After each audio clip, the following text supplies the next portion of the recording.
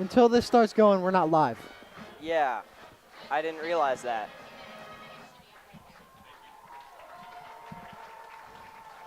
We'll just skip the intro music. You have to start stream from studio, right?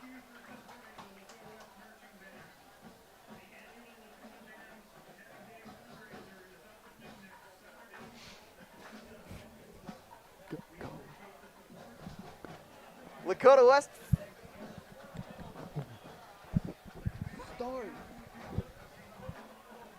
Lakota West football is back. Where do you want?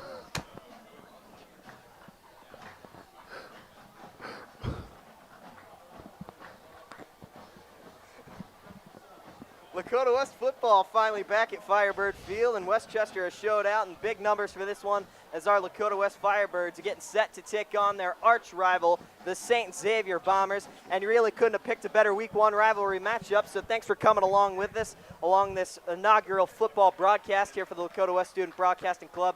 I'm Nick Johnson. I'll be taking you through play-by-play tonight, and alongside me, I got Grant Hageman, our color Hi, man. Nick. And Grant, with all the rivalry energy down on this field tonight, I mean, we're expecting a great Week 1 game. What are you looking for the most down there on the field tonight?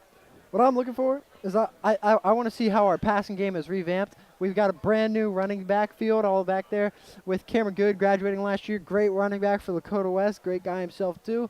We've got a bunch of new stuff up here, and I'm excited to see how our new offense plans out. I expect Mitch Bolden to really have some great things this year. You know, they say the more things change, the more they stay the same. And if you look at this team, a lot has changed, but a lot has also stayed the same. And a lot of those stars, they're still here. Mitch Bolden coming back for his senior year, and then you also got that defensive core. I mean, our defense is still going to probably play lights out like they did last year. I mean, that's what we're kind of expecting to see from them in Week 1. Who's your standout on the defense heading into Week 1? I mean, when we're talking stand out on defense, you've got to go with the Ohio State commit, safety Malik Hartford. He's really just an all-star all around the field. But then you've also got amazing people. We've got 6 returning starters, so over half of our defense is returning as a starting line. You've got stars and all basically everywhere. And so, but really, players to watch out tonight for people at home is Malik Hartford. We got him as number 1 down on the field. Michael Brandcamp, number 5. He's our starting linebacker. And finally, Josh Fussell, recently committed to Northwestern University, and he's cornerback number 2. And, you know, speaking of recent commits, you know I had to throw his name out there. We've received a lot of support from Notre Dame fans around the country. Ben Minnick, I mean, he's continuously been one of those stars on that defense, and it seems like more eyes have suddenly started turning in his direction ever since he committed to Notre Dame. So what do you expect out of him tonight and the rest of the season? See, Ben Minnick is one of the greatest Swiss Army knives in high school football. I mean, this man is on and off the field. He's an offense and defense star. He's achieved high honor roll every single semester he has been in school. He recently, over the summer break, he won the 100-meter dash title with a 10.47 second time. I mean, Ben Minnick is a speedster who can produce both as a cornerback and as a wide receiver. And I really expect him to show out throughout this season, and he's going to glorify really why he was selected to be a commit to D1. So now we've talked about those old faces, but let's take a moment. Let's look at some of those new faces. I mean, one of the most anticipated arrivals of a Lakota West Firebird, Luca Gilbert, making his first varsity start at tight end. I mean, I talked to Bolden before the game. They expect him to do a pretty big part in this game, and heading into this season, they expect him to continue to play a pretty big role. What do you expect to see out of him tonight? Do you think he's going to have a breakout game, or do you think they're going to keep it on the lowdown? Luca Gilbert, he's honestly a great rising star. He is 6'7", 223. He's had D1 offers before he's even played a snap of college football. This guy's going to show out tonight. Bolden might not use him as the number 1 target, but I will expect to see him by the end of the season being one of his favorite targets across the field, and I'm expecting a lot from this kid. All right, well, as you can see, out come the Lakota West Firebirds. The scoreboard shows that we are just over 2 minutes away from kicking off here. We're going to take a short break, but we'll be right back. We'll have kickoff and all the action here from Firebird Field. Thanks for tuning in, and stick with us.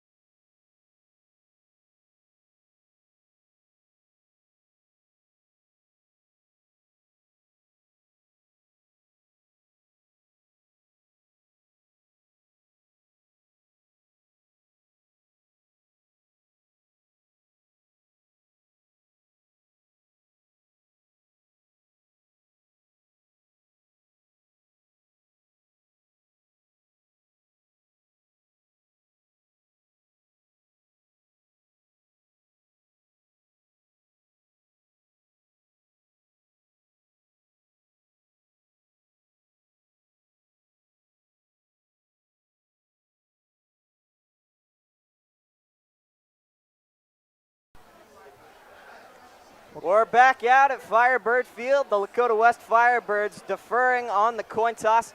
They'll get set to kick it off to St. X. Tyler Bond returning as the kickoff man. So Lakota West getting lined up and ready to go. This is an exciting matchup here.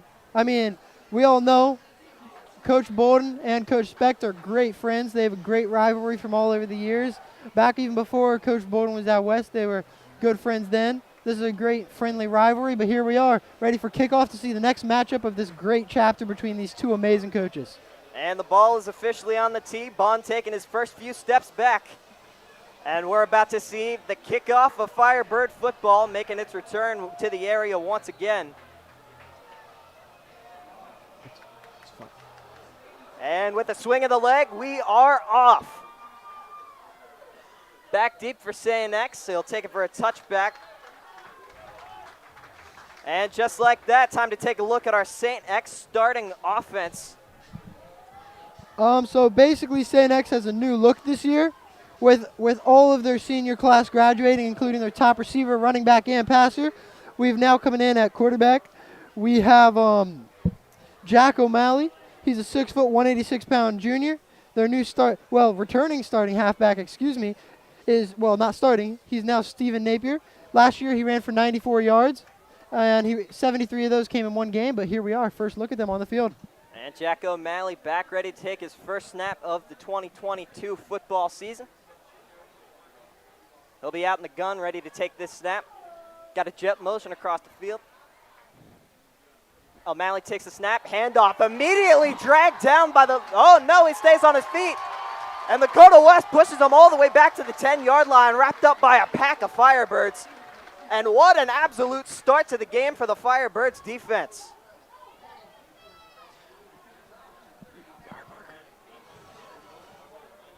Yard markers right there.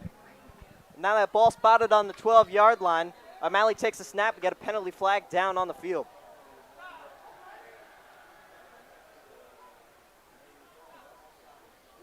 And we get a few groans from the west sideline as the penalty is indeed on Lakota West. So that big sack now a little less. It's now 2nd and 13 rather than a 2nd and 18. So a little less work for O'Malley to come back from that one.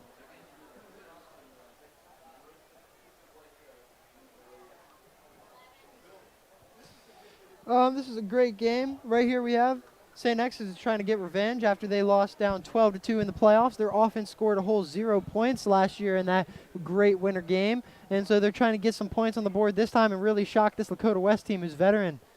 O'Malley takes a snap. It's Napier motioning out to the left. O'Malley back to throw. Across the middle, bounces and hits the ground. Incomplete. And we'll have our first third down of the ball game. The Red Sea is out, and they are loud.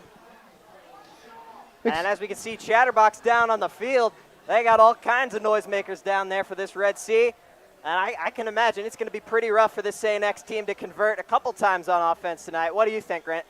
I'm really expecting that, especially with the lack of passing game at the moment. What we're seeing here is what you saw last is we've got a very young QB and a very young system. And so there will be a lot of inexperience there. And so I do not expect them to rely on the passing game. And so expect to see a lot of mishaps, but maybe even some good steps in that pass game. It will be interesting to watch them tonight. O'Malley, the lone man in the backfield after Napier motions out to the right. O'Malley back to throw. Caught on the play. Wide open down the field. Nothing but green grass. And he'll finally be dragged down by this Firebirds defense. That was Jamal Sharp on the reception for St. X. And just like that, they've moved their way from a 3rd and 12 into Firebird territory. Not what you want to see on the opening drive. You know, right there you just see explosiveness out of the wide receiver. But really what I see out of that play is I see our defensive backs with a great pursuit. St. X working quickly. It'll be O'Malley running out to his right. He has room. Tries to run with it. Gets hit pretty hard there. Doesn't really get very far. So it'll still be a 2nd and pretty long. They'll call it 7 yards. So 3 on the carry for O'Malley. Now St. Xavier just outside of the red zone on that 20-yard line. Lakota West looking to hold strong once again. Maybe force another 3rd and long coming up. It'll be O'Malley back in the gun to take it. Napier right out behind him. Tight end's motioning over to the left side of the field. O'Malley takes the snap, handoff to Napier up the middle.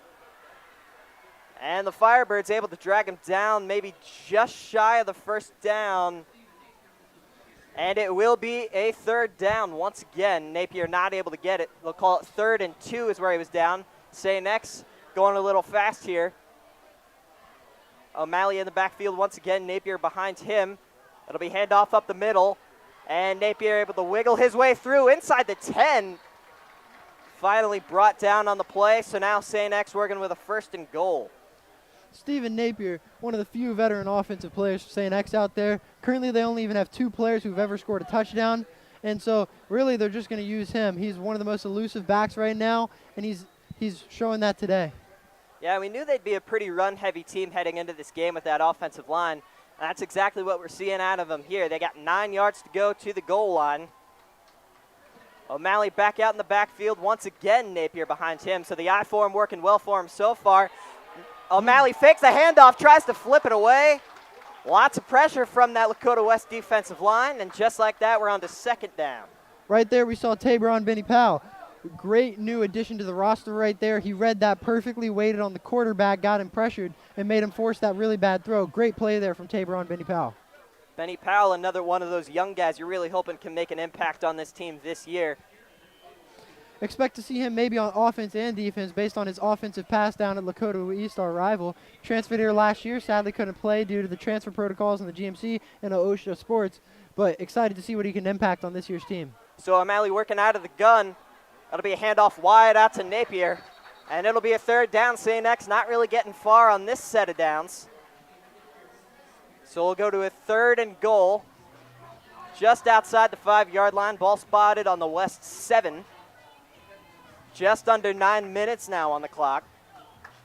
This is a big opportunity for the West defense to finally shut this offense down.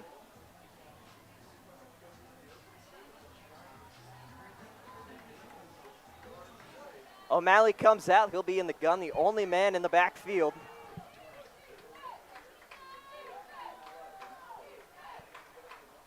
Takes a snap, back to throw. Looking, not a lot of pressure. West has got 1 or 2 guys in the backfield. Intercepted! Picked off on the play. I can't exactly see that number, but I mean, that was an incredible play. We'll get that to you. Oh, and it looks like it was dropped, ruled a dropped interception. That was a big missed opportunity for Lakota West, but at least they get the stop. Goes to 4th and 7, and now St. X gets their first crack on special teams. Not a lot of pressure. West has got 1 or 2 guys in the backfield. Intercepted! Defense. Great jump on that pass. Picked off on the play. play. Back up with that. Looking, not a lot of pressure. West has got 1 or 2 guys in the backfield. Intercepted! Up, and it picked off on the play. So St. X hopping out to an early lead, 3-0. But coming up, the Firebirds exactly see that number, but back on offense, Mitch Bolden, the senior quarterback, back out once again. We'll get to see what he can do to bring West right back into this game. Stay with us. We'll have more coverage after this.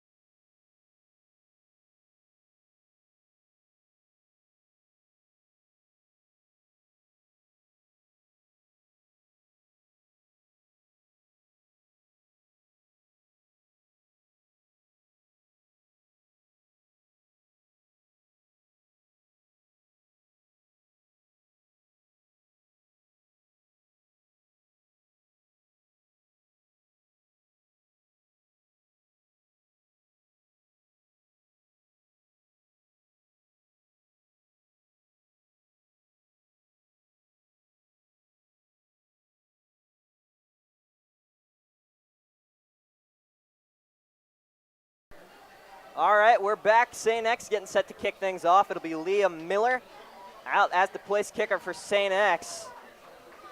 Last drive, we saw this St. X offense, who's very young. They wanted to make some really quick plays, and were running no huddle there so that they could keep the West defense on their heels, and I expect them to do that most of the game. Giovanni Wilson on the return, just past the 20-yard line on that, maybe to the 25. And out comes the Lakota West offense. So taking a look at their starting lineup, obviously the senior quarterback, Mitch Bolden, making his 3rd year as a varsity starter. And out with him, it'll be junior wide receiver Brendan Remy. Trent Lloyd currently out on injury. He'll be back in a few weeks. But Grant, what are you seeing out of this offense today? I'm seeing a pass-heavy offense that could be really great. With the amount of receivers, especially with new income Luca and all the current wide receivers, I see Mitch Bolden going for a record season here. Bolden back to pass, looks deep. Nearly a one-handed catch, but it'll be dropped incomplete. So an early 2nd and long for this West offense.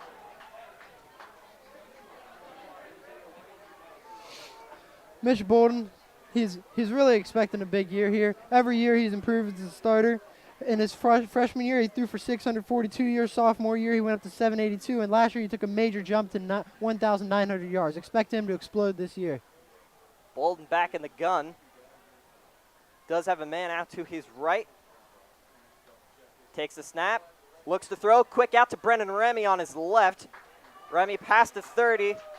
Few yards shy of the first down, so West coming up on their first 3rd. Offense running a quick curl route there from Brendan Remy. It's great for getting it out on the side and hoping he can shake a tackle and get a couple more yards. I expect some quick passes there to start off the game and get loose. Mitch Bolden, as we saw in that first play, is not afraid to throw it deep, and he will throw it deep.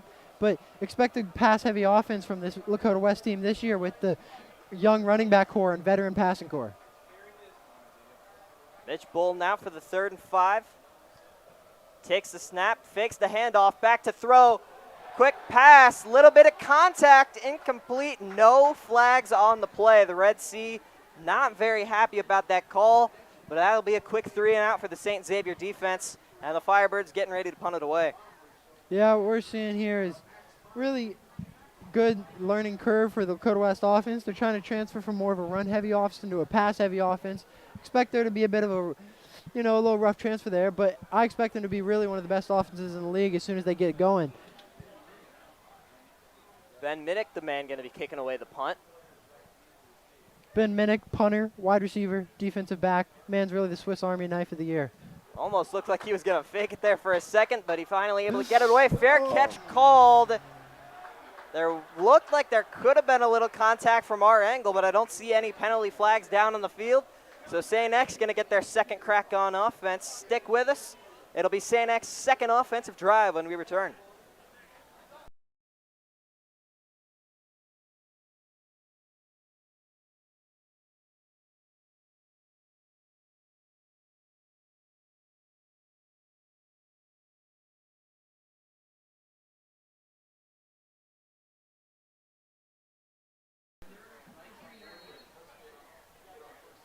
All right, and we are back. St. X taking their 2nd crack at things on the offensive side of the ball. Jack O'Malley back out once again to lead this team down the field. O'Malley under center. Handoff, that's Napier up the middle. Finds a hole. Able to get a big chunky yardage on that one. And it'll be 2nd and fairly short for this X offense. Napier keeping himself low to the ground so he can move quick and keep his balance centered.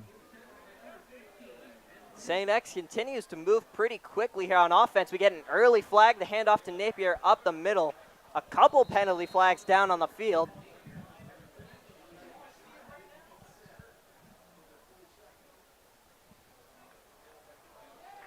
We call a false start offense here from the referees. That'll be 10 yards, taking St. X back a bit. That's a good catch there for the Lakota West defense, who's struggling to contain this run right now. So now we move to 2nd and long instead of 2nd and 3 for St. X. This is a big opportunity for this West defense, who's kind of struggled a little bit here at the start. What we're seeing here is St. X is really prioritizing that run right now. I mean, I expect to see that all year in these West games. West has a complete defensive backcourt that has D1 offers all over. If teams pass it, they will lose. Expect to see this run game year long against West. O'Malley under center. Couple backs in the backfield. It'll end up being another handoff to Napier to the left side. Stretch run play. Doesn't go for very much. In fact, that might have been behind the line of scrimmage. So a 3rd down and very long for the St. X Bombers. And this is exactly what this West team needs right now. Yeah, this West team, what they're really trying to do is on that first and second down, they want to really limit them on yards because when the other team passes the ball, that's what we like. With our defensive back core and their young offensive passing core, we're just trying to force them into those situations, and that's what we've done here. O'Malley back in the backfield. It'll be Napier to his left. Receiver in motion across the field. O'Malley back to pass. Little bit of pressure. Quick throw out to Napier. Dragged down. An incredible play by Jacob Asbeck for Lakota West, grabbing the ankles of Napier. And just like that, a quick 3 and out for this Bombers offense. An incredible drive from this defense. It's exactly what they needed. St. X there trying to run some verts with their outside receivers and then hit Napier on the underneath route. But West linebackers picked that up quickly and had them locked down before they could even make a move. So it'll be 4th and 9, back out to punt for St. X. Will be Matthias Clark ready to kick it away. Snap the punt. Lots of pressure, very high up in the air. Little bit of a shank on that one. Ball bounces, and it'll be down at the 44-yard line of the Bombers' territory. So incredible field position to start here for Lakota West. And now after that first pretty unsuccessful drive for the Firebirds, what are you looking for here, Grant? What I want to see here is I want to see first our pass game land. We had a deep shot, and we had a couple shots around the field, but ultimately we didn't really get anywhere. I expect as soon as Mitch gets into a rhythm, we could really light up this St. X defense, and that's what I want to see happen here. Well, Mitch Bolden coming out in the gun. Looks like we might be seeing a pass play here. 3 wide for Lakota West. He ends up taking the draw up the middle.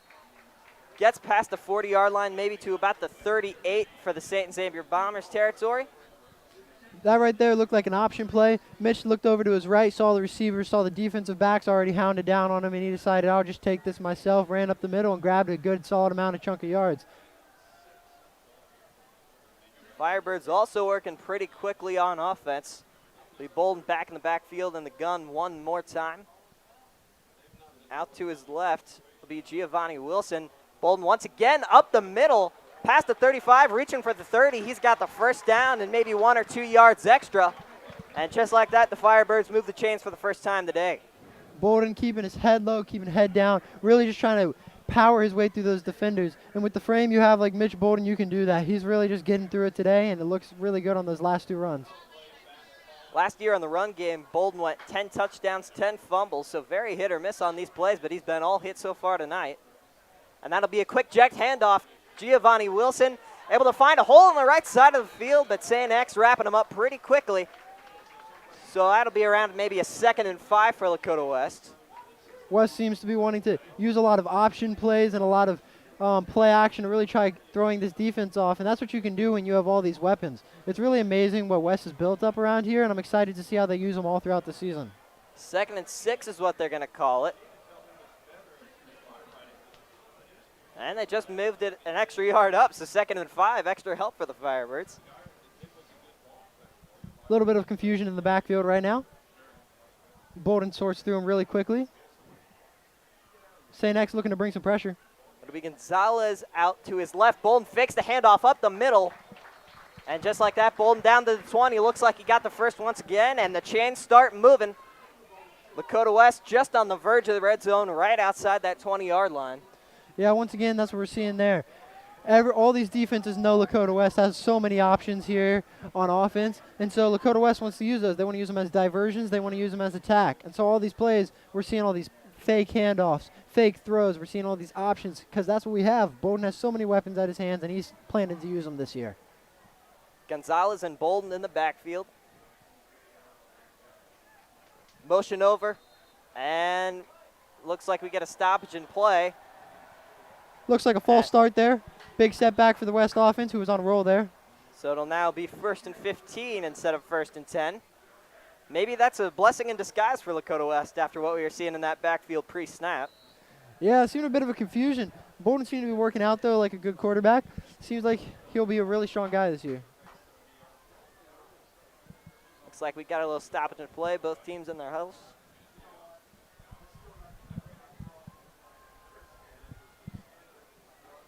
And West sticking with the Gonzalez and Bolden in the backfield. Over comes Giovanni Wilson, a little slip there. Bolden back to pass, looking out to his left, gets it off, and throws a pick right into the hands of St. X. Alex Devine able to snag that one out of the hands of Mitch Bolden. What we saw there is Bolden in the face of pressure. He really wanted to get that ball out. Some points you just got to take the sack or really just try getting the ball down out of bounds. But he tried forcing something down the middle, and St. X pounced on that ball. So really unfortunate ending to the last drive for St. X. They punted it away, not very great. Now we're going to bring on the West defense, show you what they're looking like today. Over comes Giovanni Wilson, a little slip there. So Bolden coming back to as pass, starting middle linebacker, we've got Michael Brankamp, real leader of the offense throws a here. pick right into the Expect hands to of see him St. X. Us this year and throughout there. Alex We've got Malik Hartford in at safety. He's always been a star and always will be. We got Josh Fussell in at quarterback. He's planning to lock up there. O'Malley, the handoff to Napier, not really going anywhere, so it'll be a 2nd and long for the Bombers to start. Bombers sticking with that run game. It's been very successful here early on. Not a lot of throws from O'Malley. Yeah, O'Malley had that one throw, and it really got them down the field, but besides that, there's been little consistency there. We've got a big defensive shutout right here in this first quarter so far. O'Malley back to throw on that one. Who else but Napier to receive it? Shoved out of bounds just before that first down marker. And St. X on once again another 3rd down. Steven Napier last year only had 94 yards in total, but this year he seems to be the star and main piece of the St. X offense. Napier gets the handoff once again out to the left, stopped by the defense. That was Ben Minnick able to hit Napier there just before the first down marker. And it looks like St. X contemplating going for it here on the 4th and short. Ben Minnick right there. 4th and 2. And their offense is staying out on the field. And out comes the punt team very quickly. So St. X going to play it safe with a 3-0 ball game.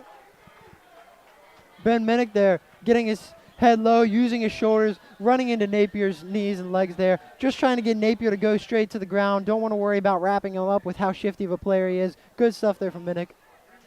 So it'll be Brendan Remy back out to receive the punt for Lakota West.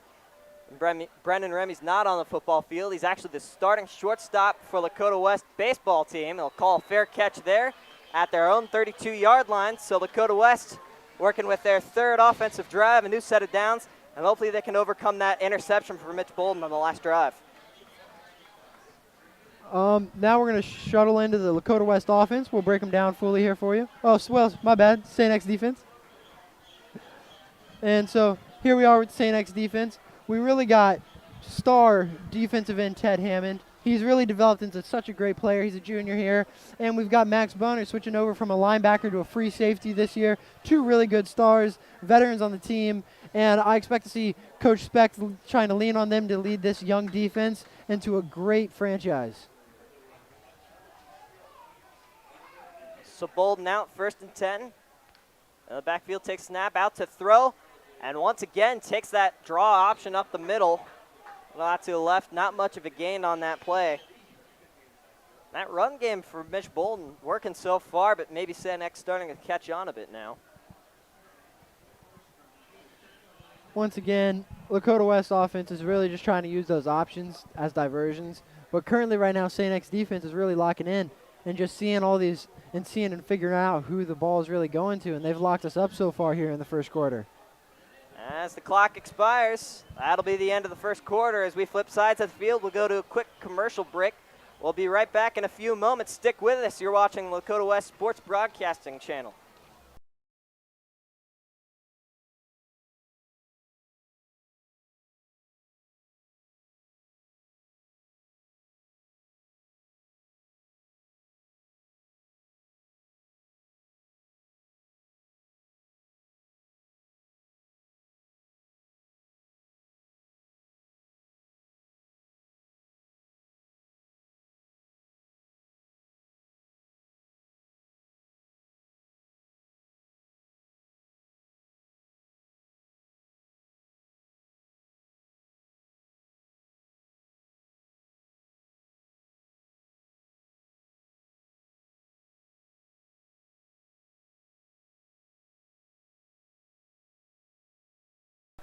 We're back with more action.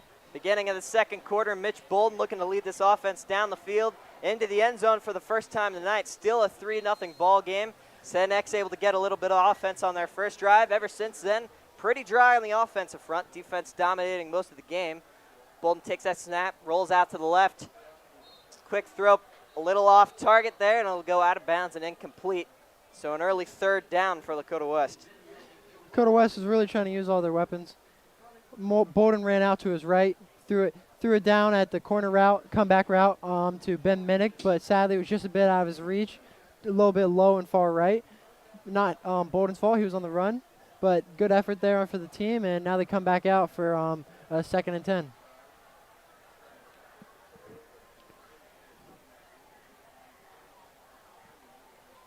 Lots of substitutions going on the sidelines.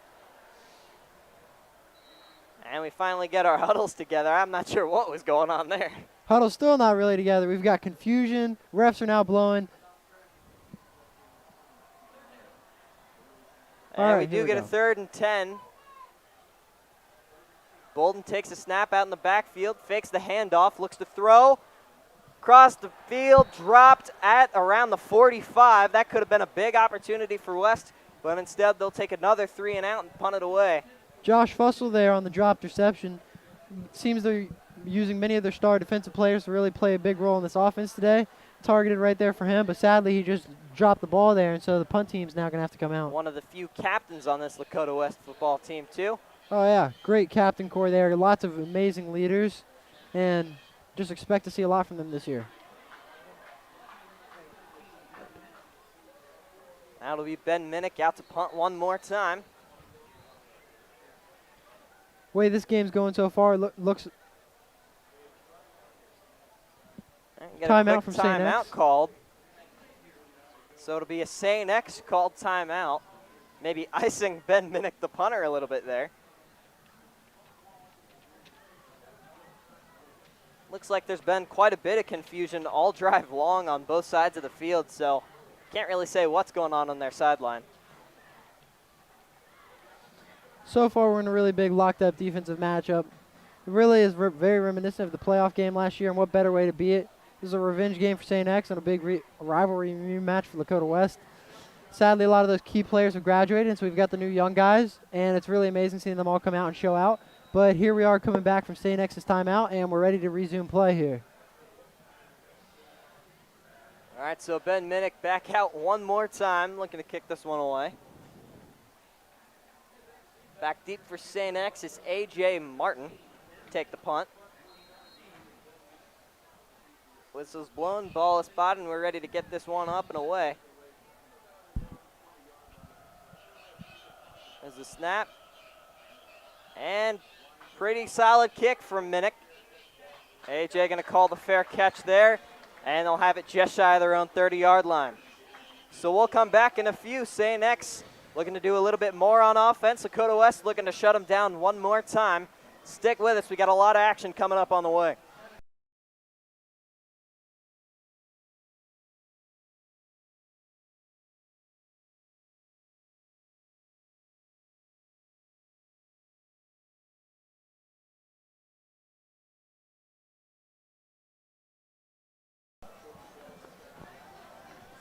All right, and we're back. St. X offense take the field one more time. O'Malley fakes the handoff, rolls out to his left, throws way deep downfield, caught! And there's the shoelace tackle. So Lakota West, not exactly a great start for their defensive drive. And St. X hurrying down the field once again. We'll see that hurry up from them. Really take advantage of whatever they see in that Lakota West defense right now. St. X is really shocking the West defense with their confidence in their quarterback and just being able to just launch it down the field, and they want to keep us on hurry up so we don't have time to really figure them out. O'Malley, the handoff to Napier, able to do quite a bit of damage there. It looks like he may just get the first down, and there they go. The chains start moving. Napier continues to be a dominant force against this West defensive front. Napier looking to turn into superstar this year with how he's playing in this game. Once again, pretty fast. Handoff to Napier. We do get a flag on the field, and it'll be a false start on St. X.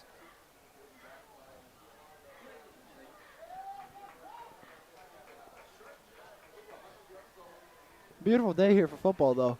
Amazing weather, sun just peeking behind the clouds, keeping these football players nice and cool. Fans all up in sweatshirts and T-shirts. It's looking amazing. It's a great night to be out here for football. Great start to the season. It's actually been quite a bit of a hot one for the start of the year.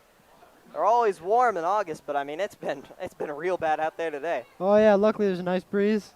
Sun's hiding behind the clouds, but here we are back. Can only imagine those players are feeling it. O'Malley fakes the handoff out to the left, flip up to his tight end in the end zone, and that'll be a St. Xavier touchdown.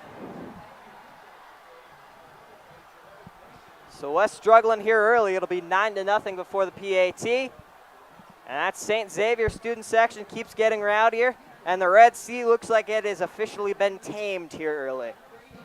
Oh, St. X really trusting their new quarterback O'Malley, and it's really showing. He's showing some great prowess. His deep ball looked amazing twice this game. He's doing some great stuff, and excited to see what he can do the rest of the year. Start for the kick. It'll be Jake Singia. And the kick is good. So a 10-0 ball game, officially a 2-possession lead for St. X. Lakota West looking to break into that lead a little bit more. They're on offense coming up next. We'll take a quick break. Stay with us.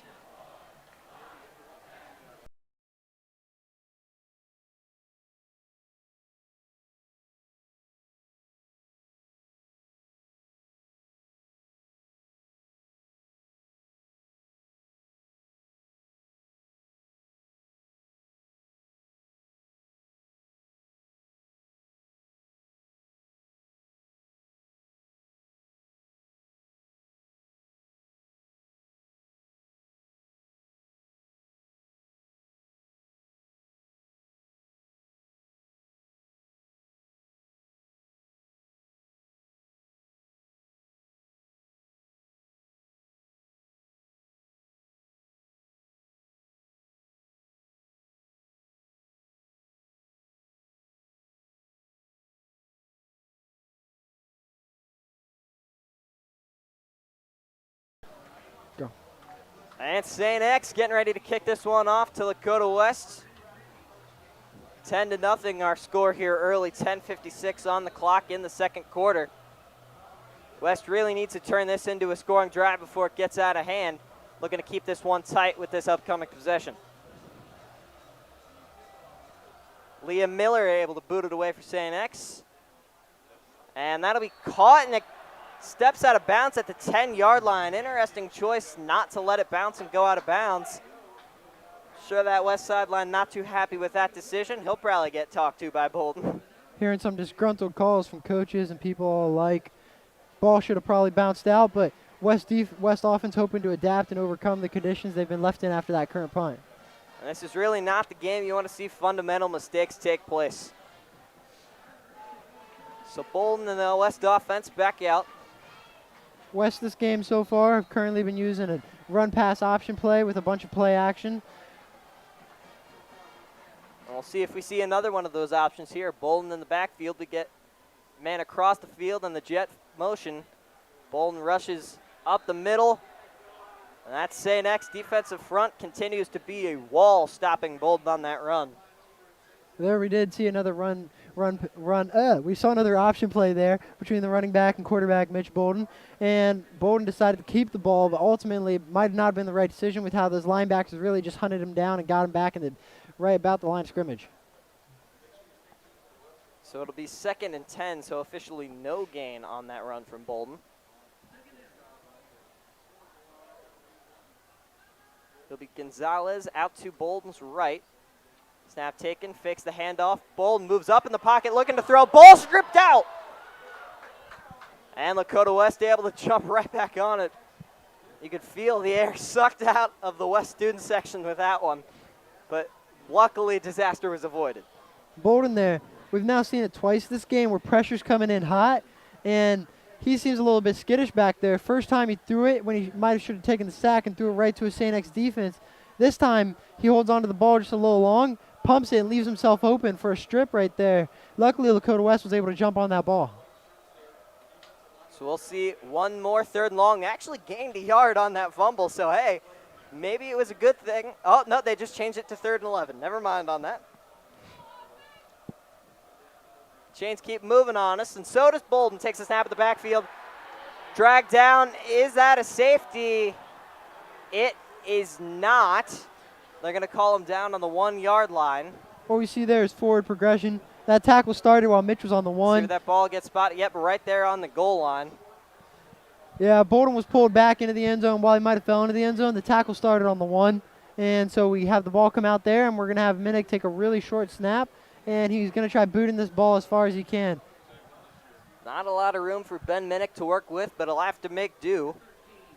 They've actually a very important punt considering the way St. X's offense is heated up as of late. 5 seconds on the play clock. Running down, and we will get a timeout.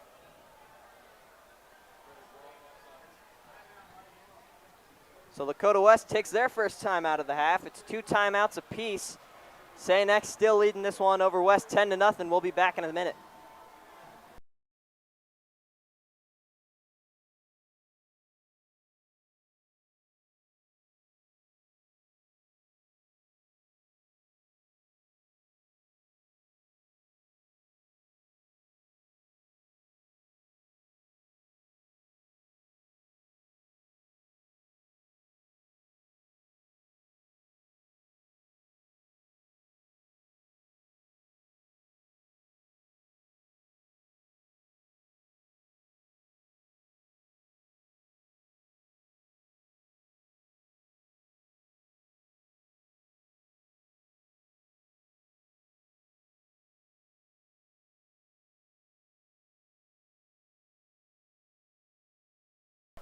Back from the break with more action. Ben Minnick getting a punt this one away. Reel backed up towards the back of their own end zone. Line drive of a punt. Takes a bounce in West's favor. And St. X going to take it up maybe to about the 32-31. Josh Fussell does a great job of keeping the return man in between him and the sideline, forces him to go out. It was Andrew Weber, the junior for St. X on the return. And now West is going to have to hold one more time on defense. Not a lot of room for them to work with.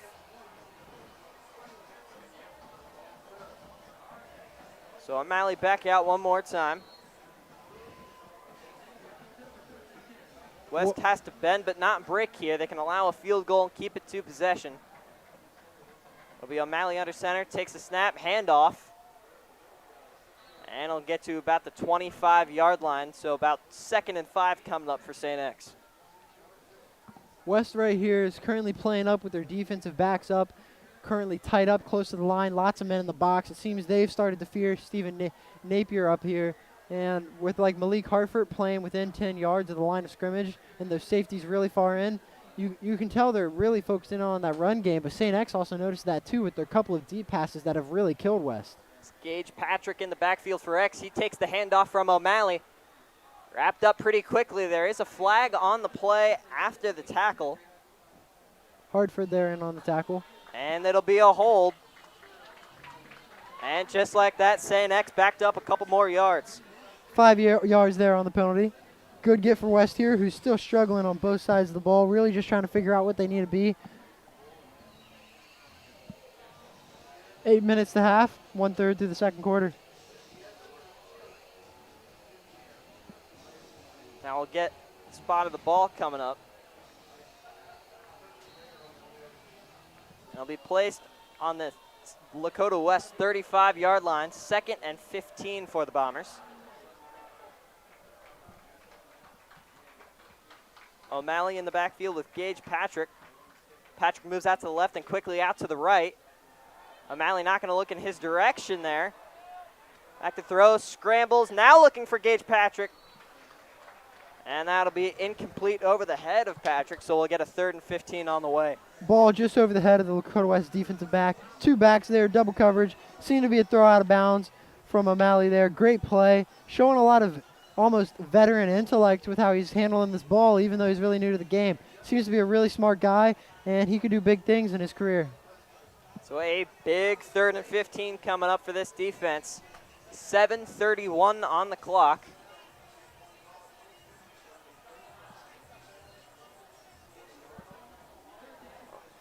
Lakota West here continues to keep a pressed-up defense, really fearing that Stephen Napier run.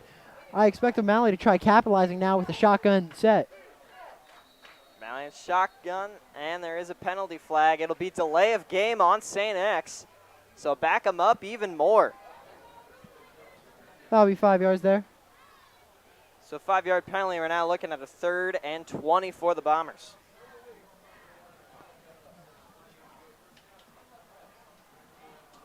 And it looks like the ruling on the field, a timeout called by St. X, so no penalty after all. So St. X now down to 1 timeout left. West still has 2 with 7:28, sorry, on the clock in this half.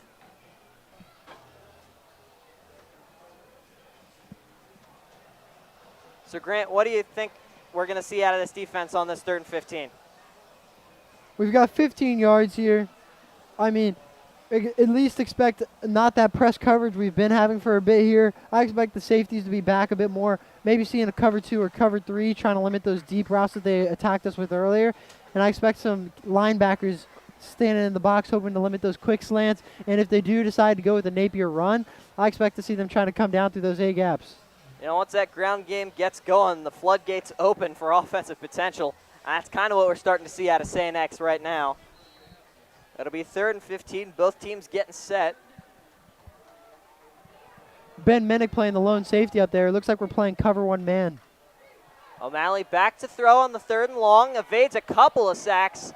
He's going to run with this ball to the 20. And it looks like he dives. And that'll be a 1st down. The chains start moving. So St. X in the red zone one more time. We'll see where the ball gets spotted on that dive. Great run there. It'll be at the 18-yard line of Lakota West. O'Malley showing some real prowess in this game. O'Malley fakes the handoff. An incredible fake. Quick out to the tight end. An incredible wrap up of the knees.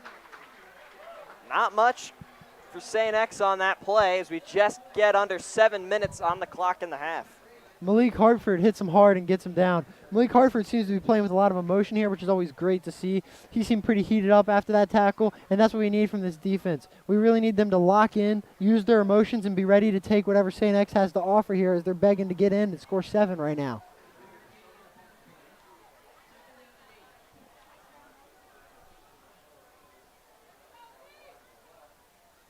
So O'Malley back there in shotgun. One more time, the only man in the backfield. Looks to pass, looks to his right, looks to his left, under pressure. And it'll bounce incomplete, bringing up a 3rd and 8. Throw goes straight into the ground there. There was a running back in the area, which is why that wasn't intentional grounding, but sure did seem a little bit questionable there for a second. But here they are, come back out for a 3rd and 8, trying to rally. Lakota West defense seems to be playing back deep. Malik Hartford's stepping back before the pre-snap. And I expect to see Lakota West trying to lean on their veteran defensive backcourt to really wrap up these St. X offensive attempts right here and hold them to a field goal. Lots of noise on this 3rd down. The Chatterbox DJ especially helping with that down on the sidelines. 3rd and 8. O'Malley in the backfield. Handoff up the middle. Not much of a gain on that play. Gage Patrick wrapped up there. Not going to be anywhere near the 1st down, so it'll go 4th, and the offense looks like they're going to stay out on the field and go for it. St. X really just knows how dangerous. Oh, never mind. They changed their personnel. Going for the kick now. And it will be a field goal attempt. St. X continues to contemplate going for these 4th down conversions here, but seems that at the end of the day, they really are just trying to throw off the West defensive game plan before they go through with their kicks. Jake Sengia out for the kick. The snap is good. The hold. Kick is up, and he got all of it. So 13-0. Bend don't break for the West defense. And we'll have one more West offensive drive. We'll be right back in a few. 5:36 on the clock. We still got a lot of action headed our way. We'll be back in a moment.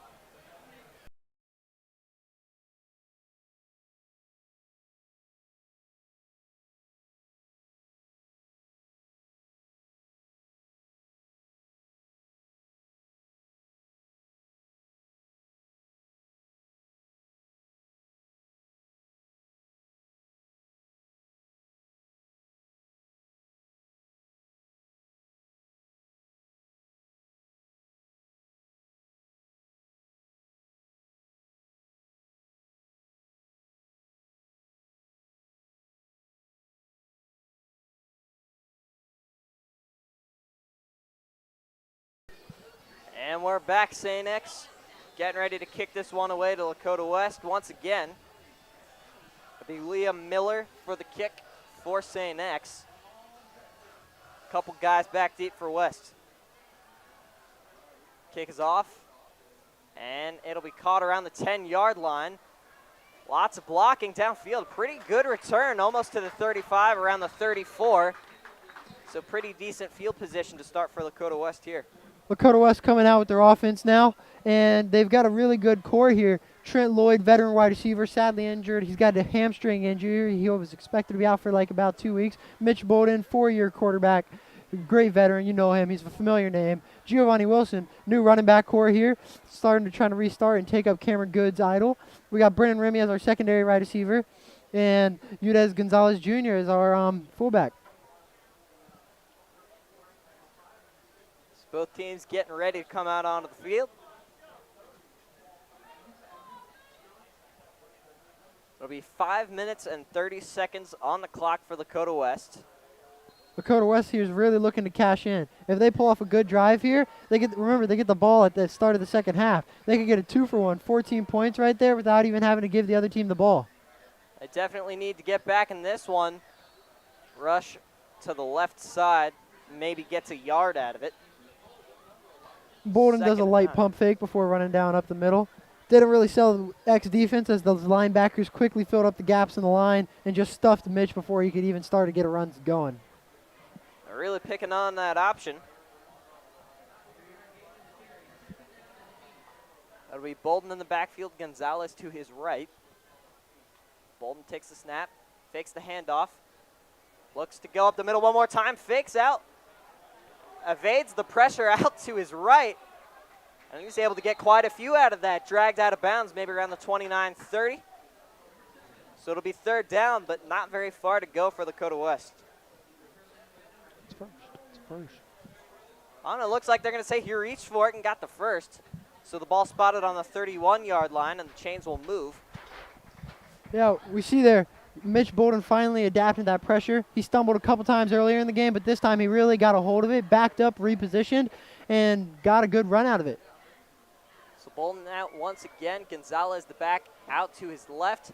Handoff on the jet sweep motion. Lots of gain on that one, just across the 40. That was Giovanni Wilson on the jet handoff. And now West knocking on the door of that Bombers territory. Really great stuff there. We're finally seeing those read options work. Mitch really sold it with all of his pass runs these time, handed it right off Wilson, and he just powers through. He just explodes through those gaps, goes right up the field, keeps low, and takes those hits until he gets about a first down. Wilson now the back out to Bolden's right. Showing off a little of the coaches on that play. We get another jet motion and another jet handoff and another big game. That's Brennan Remy up to the 50-yard line. Pushes his way to the 51, so it'll be a 2nd and 1. That's just one big play after another for this West offense so far. We're finally starting to see some rhythm here. They're starting to mix up those options. Bolden's getting it when he wants to get it, and those running backs are now starting to get it too. And now that we're not picking the same option every time, we're starting to fool that St. X defense, and we have them on their toes, and it seems like they're about to fall right here. They've been sticking to that ground game, which means that clock sticks running. We're just under 4 minutes now, 3:45 on the clock. Giovanni Wilson motions out left. Bolden takes a snap, quick out to Wilson. Wilson with the first. He's got more all the way down to the 40 of the Bombers territory. And that'll be yet another Firebirds first down. They're really utilizing these quick passes, quick runs. They're really just trying to get the ball to their star players. They believe if the ball is in the hand of the player, that player can make a play, and that's what they're doing here right now. Giovanni Wilson listed as one of those top-to-watch guys headed into this ball game, and it's been all Bolden and Wilson connection on this drive. Bolden back out in the shotgun. Brennan Remy coming across the left. Bolden fakes the handoff to him. Takes the draw up the middle, and the ball is going to pop out. St. X says they have it. It's just a big pile of confusion down there. And it'll stick Lakota West ball. So a gain of a few, maybe 2 yards on the play. We'll call it 1, so 2nd and 9 coming up for the Firebirds. Big scare there for West. When you've got momentum going, Worst thing you can do is give up a turnover. That just puts the ball right back in St. X's hands. Now they've got momentum, but West is still trying to march down this field, run out all the clock so St. X doesn't get the ball back before half, and go in within 6 points. So West out here, Malik Hartford once again out as a receiver for Lakota West. Bolden back in the gun one more time, takes the snap, fakes the handoff, looks to throw, looks deep, across the middle. Bounces out of the right hands off there. of a St. X defender's chest. Bolden just a little inaccurate, high into the right of the receiver. Really needs to work on that deep ball right now because right now it's not going in this game. He's going to try locking it in with 3rd and 9 coming up here. Expect to see another pass here. Bounced out of the hands of the receiver. Unfortunately, bounced out of the hands of the St. X defender right there behind him. So it'll be a 3rd and 9 coming up for the Firebirds. Looking to keep that momentum rolling. And they need to put some big-time points up on that scoreboard. Bolden out in the gun once again. We'll get another motion across the field. Bolden fakes the jet handoff. And St. X right there to wrap him up. And it'll go to 4th and 9. Coach Bolden seemed unconfident in the pass right there and liked what he had saw early in this drive with all those options and runs. But certainly we didn't get anything there. That Mitch Bolden fumble seemed to be a really big momentum changer right there for X. And now it seems our kick team's coming out, and it looks like it will be the punt team with Ben Minnick back in the backfield. And West might be going into this half with 0 points on the scoreboard. Just under 2 minutes now. That clock keeps running. Officially under that 1:50 mark. West milking that play clock. They got 7 seconds left. We'll see if they wind it all the way down and take a timeout. They got 2 left. And they're going to snap it right on 1. Ben kicks it away. High kick, fair caught. That'll be at the 8-yard line for St. X. They got 1:29 on the clock. They lead 13-0. We'll be right back with some more action right before the half.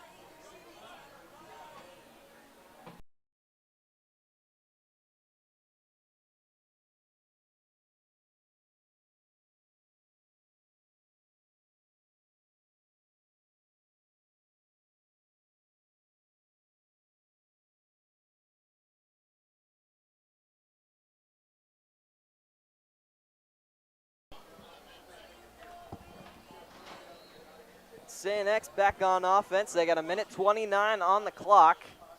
See if they choose to run it out or try and run up the score even more. They lead 13-0. It'll be a handoff to Napier one more time. West right there to stuff it. Couple That words clock being exchanged in between the teams. Both teams are huddling up in the middle and exchanging some words there. We all know this is a well-documented rivalry and expect there to be some heated feud. Although it looks like a timeout called by Lakota West there. Maybe trying to do what they can to use those last few seconds to try and put some kind of points up on the board. But we'll see a little break in the action. Before West can put any points on the board, though, they've got to fight and get the ball back. So I expect Coach Bolden to be using this timeout to try getting his defense to understand what he thinks they're looking at here. I'm thinking Bolden's thinking that they might be trying to run heavy with Napier. St. X leading heavy at half, and not much time left on the clock. I expect to see them getting this ball off to Napier, trying to run this clock down. Napier's been shifty. They're hoping he'll pick up a couple first downs. West, I expect them to see him heavy set, using all 3 Will and middle linebackers out there, get them down, get a heavy set, load the box, try to contain this Napier run game, and go into the half down 13. And as Mr. Brightside blails in the stands, St. X back out. It'll be 2nd and 10.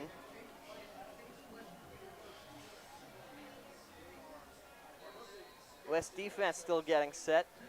DJ killing it before West gets a foul for noise. A handoff. That'll be Napier up the middle. Gets about 2 yards out of it. That'll be 3rd and 8, 3rd and 7. Another West timeout here. And they take that timeout. 1 minute, 17 seconds on the clock. They have no timeouts remaining. St. X still has 1.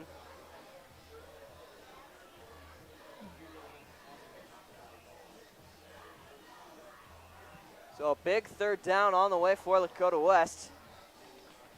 As that sun finally starting to go down, so maybe we'll see some actual Friday night lights coming up in the second half. Both teams huddling up. Coach Bolden's out there trying to rally his troops. Get that defense to get this big stop. Maybe hope to get a big couple passes out here from the offense and at least try putting up 3 so you don't go into half with a big O on the board. So the ball will be spotted 10 yards shy of the first down marker. So 3rd and 10. Lakota West looking like they're going to be banking on a pass play to stop the clock. Napier is out in the backfield. It'll be O'Malley under center. 3rd and 10 on the way. O'Malley takes a snap, handoff to Napier to the left side. Ball is out on the play.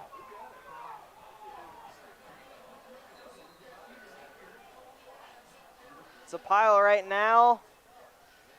St. X says they have it, and they will. Ref signal down, St. X ball. Sad development. West could have really made a big momentum shifter there, but with it, and they go 1st and 10. They say the ball rolled across and St. X picked it up. This is not a good turn of events at all.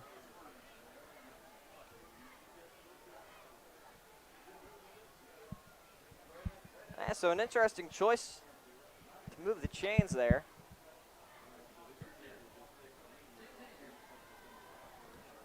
Now with that development, West out of timeouts, they're just trying to hold up, and St. X comes out in the kneeling formation. Both teams content with taking this to the locker room.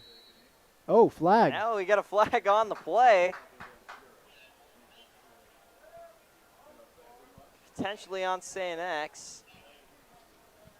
Waiting And for the it looks like movement they of the will be ref. backing up. A delay of game penalty called on the St. Xavier offense.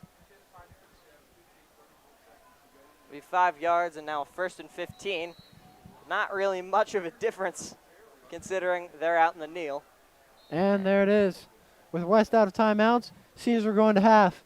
This clock's going to wind down. Great battle here. St. X really dominating, though, on both sides of the ball. Putting up 13. West not putting up anything. This is not the outlook West wanted to come out of this first half, but I'm sure they're willing to come back harder. West really was shocked by their confidence in their quarterback core and their up-and-coming star in that running back. And so now they're going to hope to break down that offense, get that defense locked in on what they see with all that now. And I hope they also come out with a new offensive look. I expect less options, and I expect to see them trying to go a bit more traditional. And out comes the St. X band for halftime, and we will see you right back after half.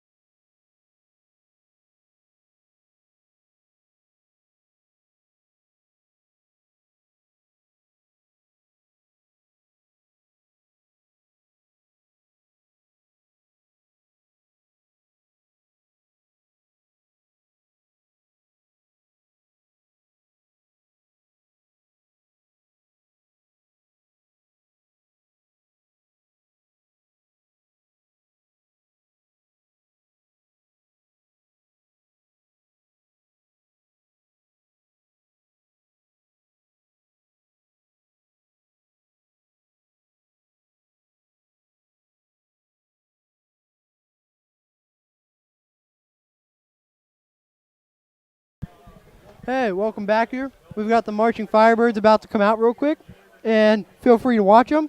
Me and my announcer team will be back right after they're done to continue with the football game.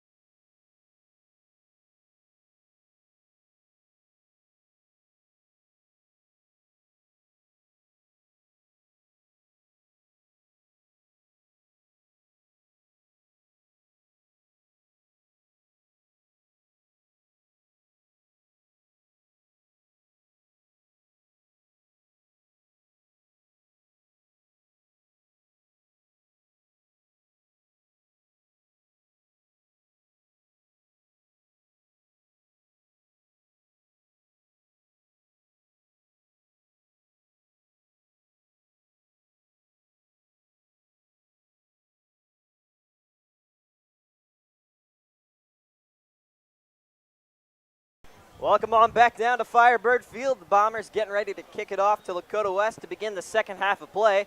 Bombers currently lead 13-0 heading into half number 2. And I just want to say that we appreciate all the support that we've received on the first half of our stream. Our lovely crew that we got going on here. I'm Nick Johnson. I'll be taking the play-by-play for the rest of the second half. We got Grant Hageman, our wonderful analyst, and behind the scenes, Dimitri Fizik, holding it down on the production department. Dimitri Fizik. Say next, getting ready to kick this one away. And back deep for the Firebirds, it'll be Giovanni Wilson.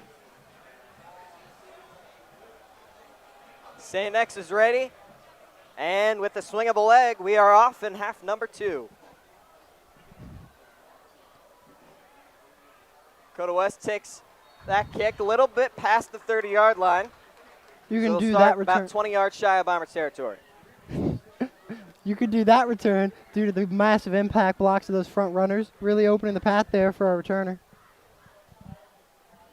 So after the pretty generous return there for Lakota West, we'll see what Mitch Bolden and the West offense can do. Not exactly a hot start, as you can tell by the goose egg in the score column. Mitch Bolden threw 2 interceptions in that first half. Or sorry, 1 interception in that first half. Now we'll see if he can lead the West offense to success in half number 2. He's the lone man in the backfield out in shotgun. Another option play, runs with it, dragged down about a yard on that one, call it 2nd and 9. West comes out in a 5-wide formation, maybe trying to force that defense into thinking pass when they really want to run. But they had all those receivers running verts, trying to pull as many people away from the line of scrimmage as possible. And it still seemed that even though they're pulling those DBs and safeties out of the play, those middle linebackers are really just locking up Mitch every time he tries running. Mitch, once again, the lone man in the backfield in shotgun, takes the snap, looks to throw. Looking deep down the field, across the middle, out of the hands of Ben Minnick. A collision among West receivers. That was Minnick and Fussell who collided at midfield. And that'll bring up a 3rd and long on the unfortunate string of events. Fussell really testing out more of a position on offense this year as well as his position on defense. Might be some new stuff going on there, but some miscommunication between the receivers there. And a ball that just bounced out of hands, which could have really been a big gain, and it set West on a good pass to start this second half. And miscommunication looks like it's been the West killer all game long. So we'll see Bolden and the West offense line up for 3rd and 8. Takes the snap, looks to throw, under pressure immediately. That's Junior with the reception. That is Gonzalez, who takes it past the 40 for the first down to the 45 of Lakota West territory. So the West able to move the chains, moving the ball pretty well there, Gonzalez. Great It'll be first down. They'll have it on the 46. Great screen pass there. Basically, what West is trying to do is set up a facade downfield, but then the blockers shift left and the running back comes out underneath. X did it perfectly. Jet motion across the field. Bolden takes a snap, another option up the middle to about the 50, where he hits a wall of Xavier players. So a gain of a few. Staying on schedule for the West offense. Looks like it's spotted just shy of that 50-yard marker. Brings up a 2nd and 6.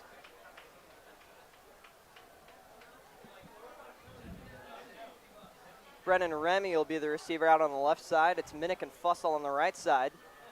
Giovanni Wilson also lining up as receiver on this play. Bolden back to throw. Across the field, that's Josh Fussell at the 40, and he drops it. Fussell has been the main man dropping multiple passes all day.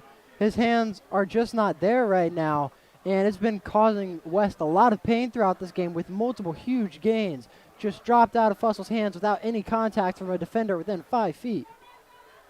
And not a very hot start. You can see the frustrated Bolden growing even more angry as time goes on here. It'll be a 3rd and 6 for Lakota West. Still in their own territory by a matter of a few inches.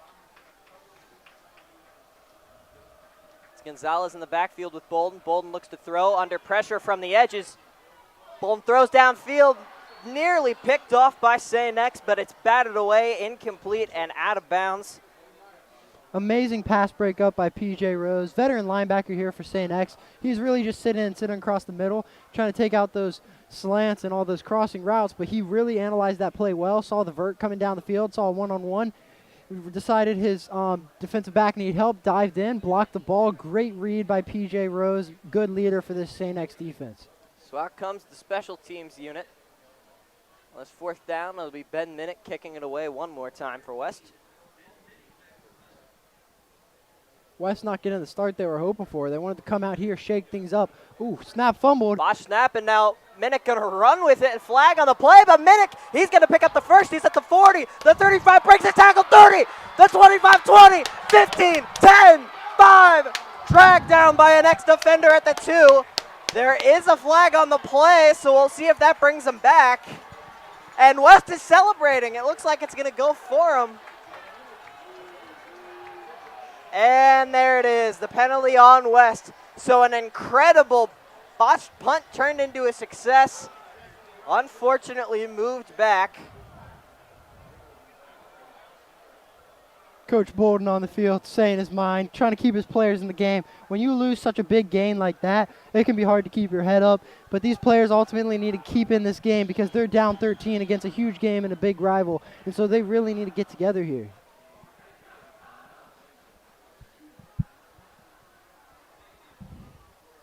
So now the West offense trotting back quite a bit.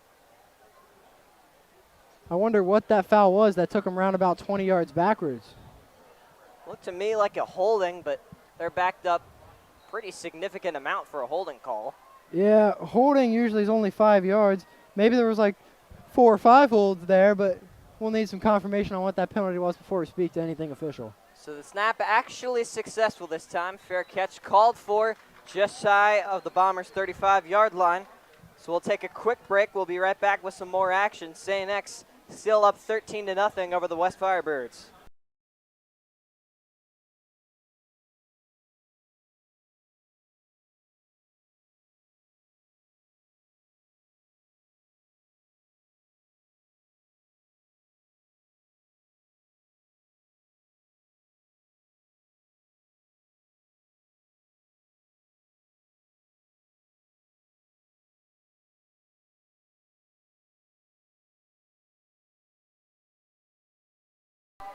Back with some more action at Firebird Field. Sun finally starting to set, and the lights officially come on as St. X with one more possession on offense. They got 9:41 on the clock in the 3rd. O'Malley takes the snap, fakes the handoff to Napier, instantly brought down. Ball flies out, but they're saying he was down by contact before the ball flew out. Anyway, it was recovered by a St. X player anyway, but massive play there. That was he looks Braun. Injured.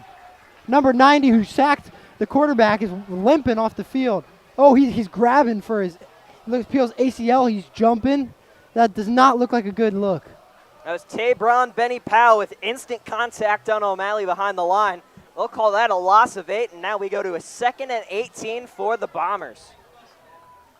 Benny Powell, one of those young guys we've been looking for all game for this West defense. And now he's starting to make an impact here in half number 2. Snap taken by O'Malley, under pressure again. Able to ditch it. Big hit late on the tight end. Looks like they get right back to where they were originally, so call it a 3rd and 10 for the Bombers. Pressure coming West defense finally starting to heat up here in half number 2.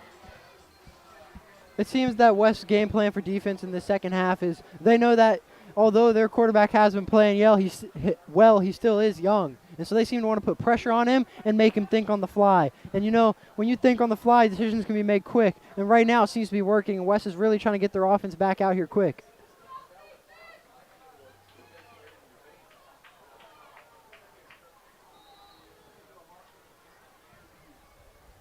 So the ball spotted now for St. X. It looks like they're calling it 3rd and 18 still.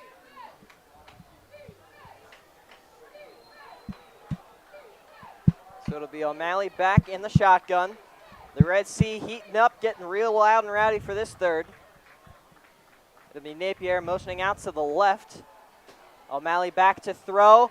Pump fakes, nearly dragged down there on the play by Jacob Asbeck. He's able to escape just up past the 30, nowhere near the first down marker. Michael Brandkamp forces him out of bounds. Great play there. Contain him down to the sideline. And once again, it seems West is just trying to bring as much pressure as they can to get this young QB all out of sorts. And this drive seemed to work. I expect them to continue that for the rest of this quarter and game. But right now, they need to focus on getting their offense running just as well as their defense did this drive. So a quick 3 and out for this West defense. Exactly what they needed after a very complicated first offensive drive of the half.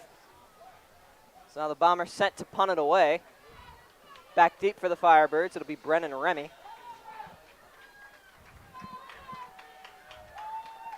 Multi-sport athlete looking to use that shortstop speed on the football field. And we got a whistle. Flag. And that's a delay of game, backing things up for the Bombers.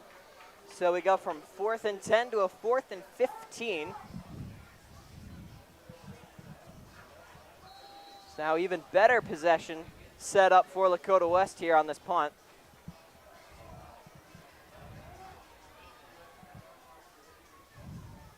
Snap is away. Punter runner is blocked! It was blocked! Ball's out! West, no, he drops Scooped it. up! And West is going to recover the football there inside the Bombers' 15-yard line. An incredible turnover for the West special teams unit. That shortstop speed not needed at all when you got blocking skills. And now the Firebirds in the red zone for what I believe is the first time tonight.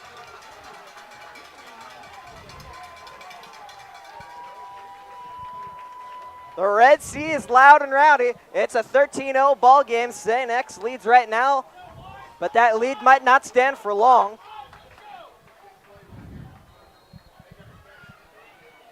Bolden in the backfield. Looks like there's miscommunication with Giovanni Wilson. He will be staying out to Bolden's right. Notice the mismatch on the receiver. Second receiver from the left. No cornerback close to him. Wilson motions to the left. Bolden stays on his feet on the option. Wiggles his way to the 10-yard line. Had to fight his way through a bunch of St. X defenders, but he's able to salvage a couple yards on that carry. St. X coach Steve Speck, quoted before this game, says, "This year with our new look, we want to start running the ball, grinding clock, playing defense, and winning the battle of field position." And that's what you've seen. They came out in the first half and they did that. And that's why they keep getting these delay of game calls, is because they want to make this game go by as fast as possible. They don't want West to catch on to what they're doing. And it seems West is starting to catch on now that we have something working. But Steve Speck's game plan seemed to have worked so far through this first half. This is our first football game that we've done on the broadcast as Mitch Bolden takes that one up the middle. It's our first broadcasted football game. We have not been able to call a touchdown yet. We're hoping to change that on this drive. Firebirds moving it close to the goal line, but they are on a 3rd down now.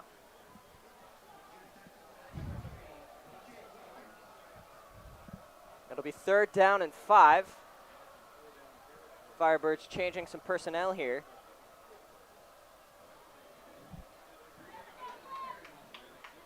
Bolden in the backfield. It'll be Gonzalez, the man out to his left. Bolden back to throw across the middle and dropped on the play by Brennan Remy, and now he's down in the end zone. Looks like that might be a potential injury. Came down on his leg wrong, and out come the trainers. Oh, he's shaking bad. He's his left leg. He looks like he's grimacing in pain. That is awful. Not a good look for West, who's already down star receiver Trent Lloyd.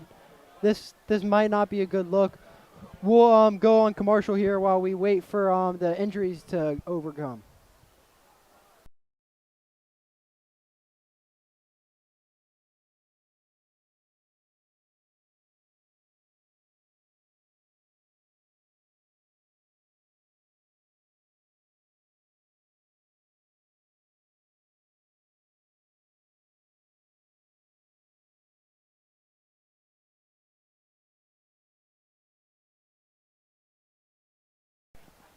All right, and we're back. Remy able to carry himself off the field.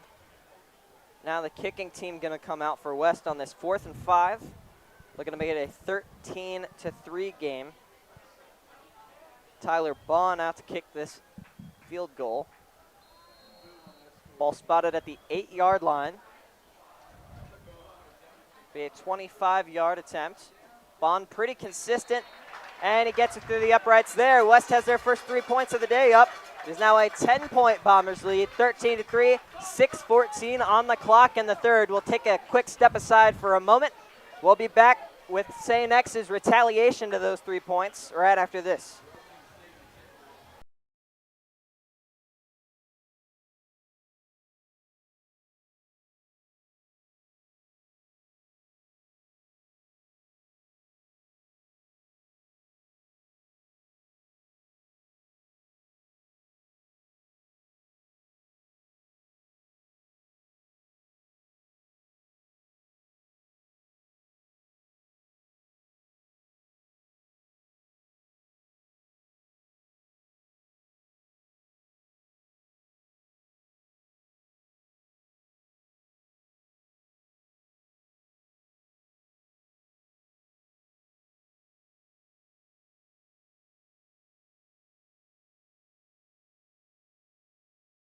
And we're back after the West field goal. The score now stands 13-3.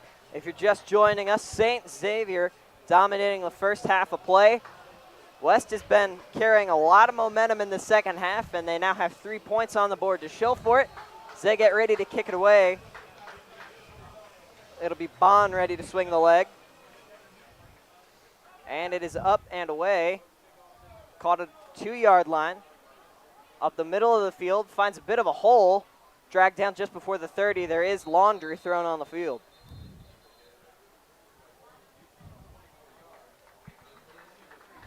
I'll see what the penalty is. Might be a blocking penalty on St. X. Holding on the receiving team. That'll be 5 yards there. Oh, a little bit of confusion with the referees here. All right, so we are going to get the spot of the ball. Penalty on St. X, and now they're backed up to the 17-yard line of their own territory. For a return that almost went to the 30-yard line, that's not really what you want to see, especially after a scoring drive from the West offense. Malik Hartford getting him down on that return after blazing a block and then pursuing from behind. Great play by Malik. That'll be O'Malley with the handoff to Napier. Napier not really going to go anywhere. West starting to catch on to that run game. They seem to come out with more of a heavy set this second half, looking to contain and get some big bodies on the field. Napier, really light, has been able to put his shoulder down on these defensive backs and just keep powering through. So West is trying to get their big boys out there and just try to absorb those Napier runs and get him down before he can go anywhere.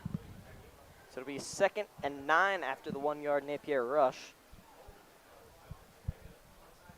St. X on their own 19-yard line. It'll be O'Malley under center, 2 men in the backfield. O'Malley, handoff to Napier. Napier does find a bit of a hole that time, gets a couple out of it, not too many, and we have yet another West 3rd down. Big stop there on the rush.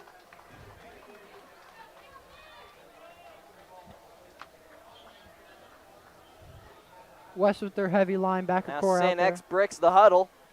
They got 20 seconds on the play clock.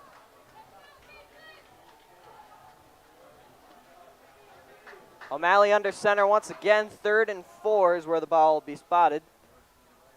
O'Malley going to fake the handoff. He's back to throw. Under pressure. Evades, rolls out to his left. Wrapped up on the play. That was Ben Minnick, the Notre Dame recruit, able to stop O'Malley right there. And a big 3-and-out now forced by this West defense. What Ben Minnick did there was something really special. He locked in and gave a good pursuit and locked in his legs and got some speed going. To keep on and locked on to such a shifty quarterback was really impressive, and to lock him up and round him down before he could able to get free was something really needed right there, and brings out the punt team for St. X.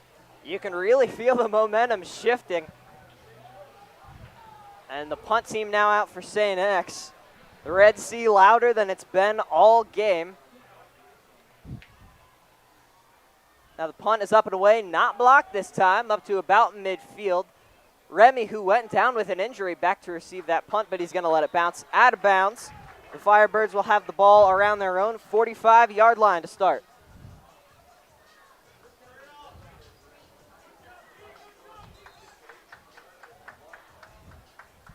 We've got an injury on the play. Player down, can't see his number. Oh, wait, it actually looks like it's star cornerback Josh Fussell, which could be a huge bad thing. He's grimacing. It looks to be his left foot. We're going to go on commercial here while they wrap that up.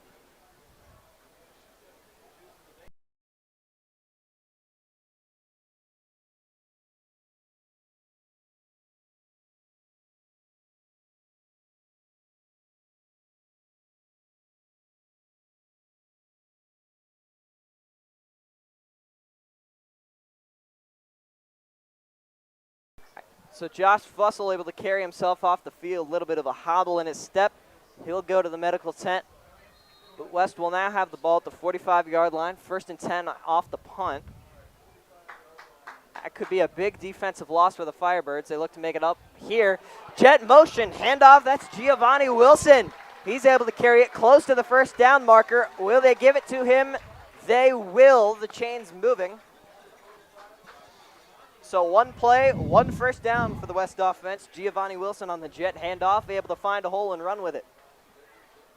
Big loss there with Josh Fussell. Hopefully comes back out okay. One thing I can luckily say is if there's one thing you can say about that West defensive backcourt is that they've got depth. That'll be Bolden in the backfield in the gun. He does have it back out to his right. He goes back to throw. It's an option. He'll take it up the middle. Scrambles out to the right. Bit of a rough-looking hit there from the St. X defense. But Bolden is able to get a couple out of it. Looks like a gain of about 3. So it'll bring up a 2nd and 7. I'll call it 2nd and 6.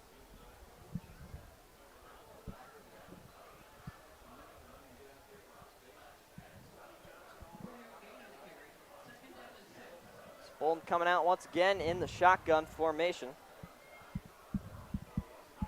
Gonzalez, the back, out to his right, now moving up.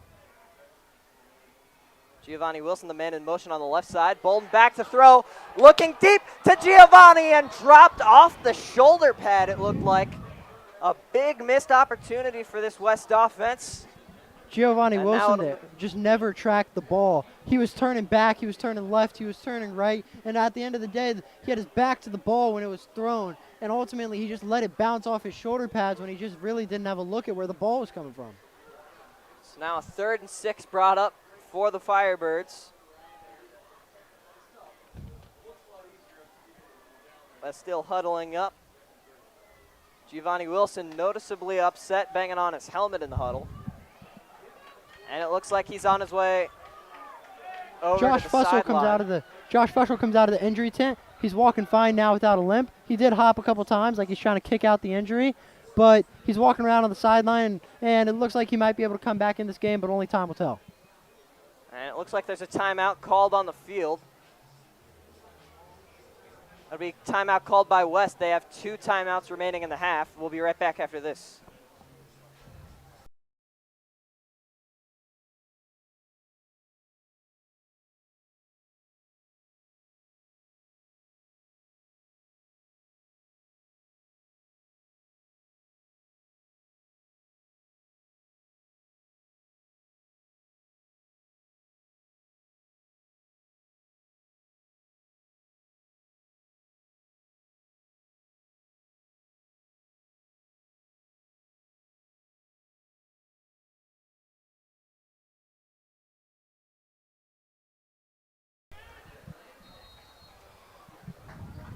All right, West offense is back out on the field. It'll be Bolden in the shotgun.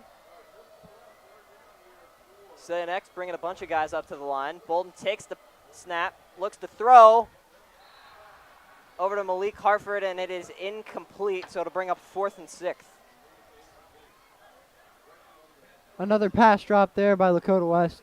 These receivers today have just dropped more passes than they've caught. It's really been a bad show. West has had so many opportunities for deep balls, big plays, but this West receiving core just can't seem to hold on to the ball when it comes to them.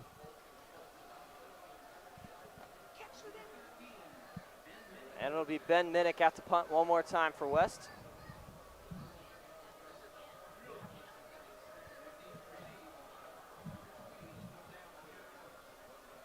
Snap. And boots it away. Bounces, looks like it bounced about out of bounds at the 10-yard line. So St. X backed up one more time.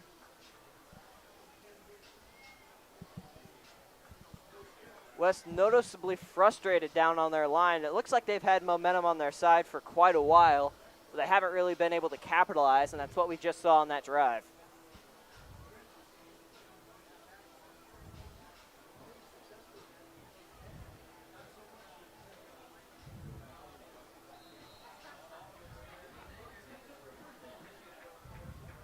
St. X 1st and 10. We'll have the ball on the 15-yard line. It'll be O'Malley in the backfield. Moving up. Fussell back out on defense. Now O'Malley takes a snap, hands it off. Ficked us all out there for a second, but the handoff goes for a couple yards up the middle. It's a very interesting fake handoff by O'Malley.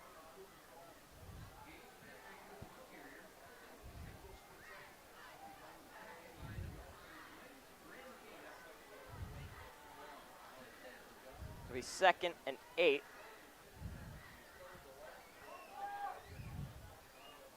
Looks like there's a bit of confusion from O'Malley looking over at that St. X sideline. O'Malley takes a snap, handoff up the middle one more time, and instantly shut down by the West defensive front. That's Gage Patrick on that rush attempt. We have not seen Napier on this drive. Just as you say that, Nick, Napier comes right out from the sideline looking to join his team on this next play. It'll be a 3rd and 5. This is right up his alley if he can push one up the middle. Just over a minute to go in quarter number 3. West trails 13-3 behind the St. Xavier Bombers. A big 3rd down on the way.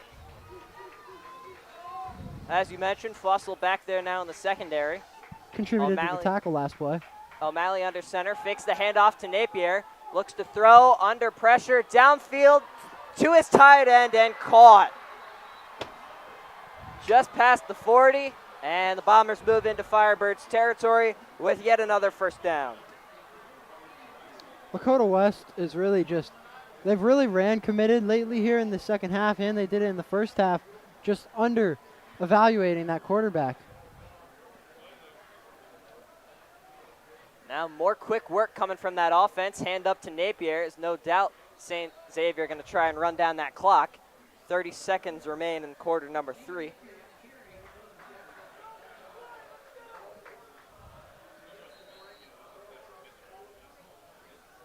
And it looks like we have another Firebird down on the field. So we'll take a quick step away.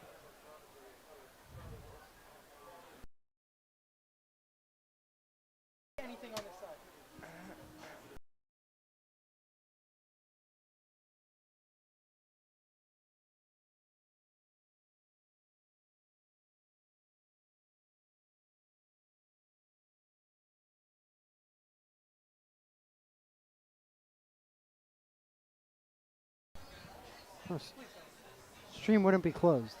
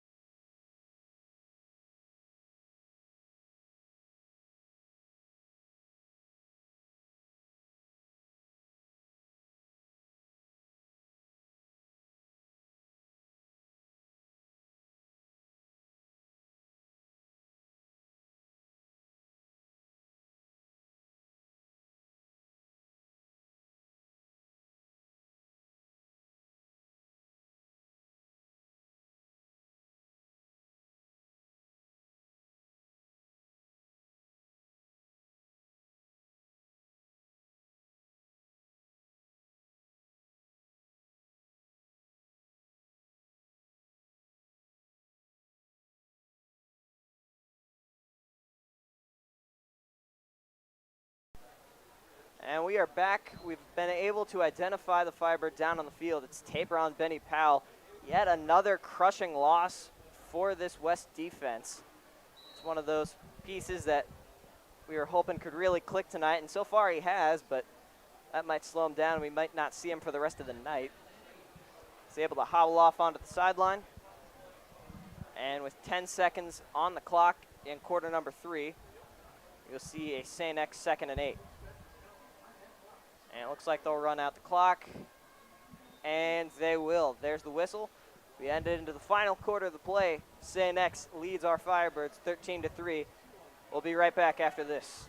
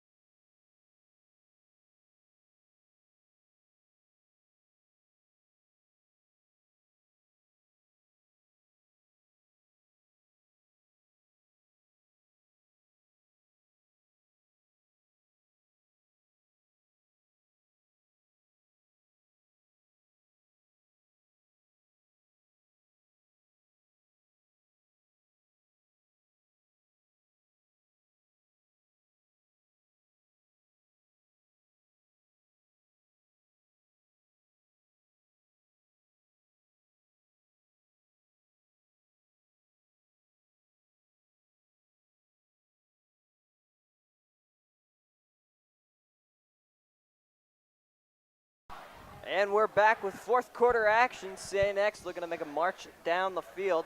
They got a 2nd and 8 on the way with a fresh 12 minutes on the clock in the final quarter.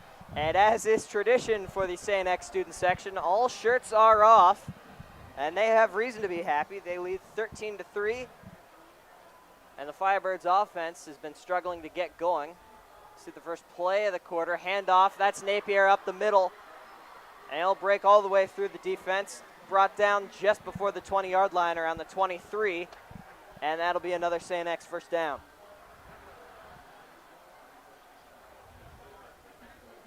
St. X going hurry up again. Quick throw out to the side there. And he'll be brought down about the 20-yard line. Gain of about 3 on the play.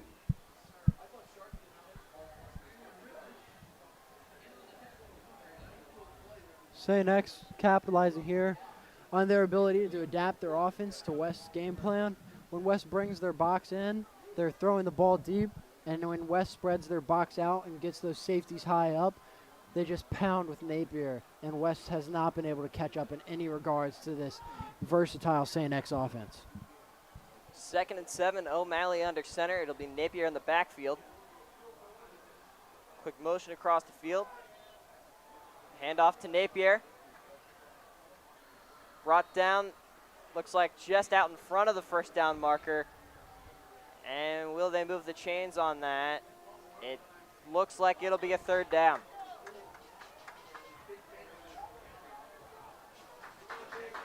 Big 3rd and 2 on the way. O'Malley takes a snap in the backfield. Handoff to Napier. Quickly brought down, but an incredible dive by Napier. Looks like he might have picked that one up. And it'll be a first down. Malik Hartford, the one to blow No, up that no, one. they're going to spot it just short. It is 4th down. The offense is out on the field. They could take the points, but it looks like they're going to make a push and go for it, unless they change personnel pretty quickly. The West sideline is loud, and it is rowdy. The press box is shaking right now from all the noise in the bleachers. A 4th and 1, really maybe 4th and inches. Bombers lining up to go for it. It'll be a QB sneak. O'Malley. St. X says they have the first. Refs haven't signaled yet. And West is saying they got it. Malik Hartford fired West up. is saying turnover. Spot the ball.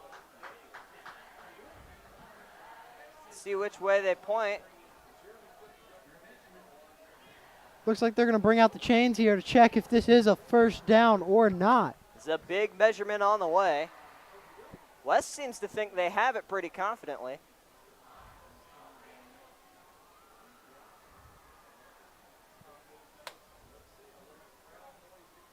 And there go the chains. And it's a And the first down, Lakota West. A turnover on downs. A big turnover with 10:33 on the clock in the fourth. And West needs to drive down and put some more points up here. But the momentum is right back in black and red.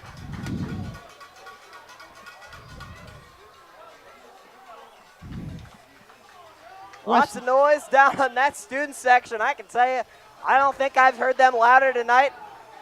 And you can feel the air sucked right out of that St. Xavier student section. All of these West St. X games have been close scoring, close and very low scoring. It's 13-3 right now. Bolden fakes the handoff, throws downfield, dropped on the sideline, very contested throw. And just like that, it'll go to 2nd and 10. This West wide receiving core is just dropping every ball that's came their way today. I mean, that last catch was contested, and so that one's understandable. But the amount of drops this game really might be the reason West loses this one, if that's what it comes down to. Yeah, the fundamentals not too great this game. And against a team like St. X, you really got to be on that. Oh, for sure, Nick. It'll be 2nd and 10, Bolden back in the backfield. It'll be Giovanni Wilson on the motion. Bolden fakes the handoff up the middle again. Seem to be relying on that option. St. X keeps picking it up.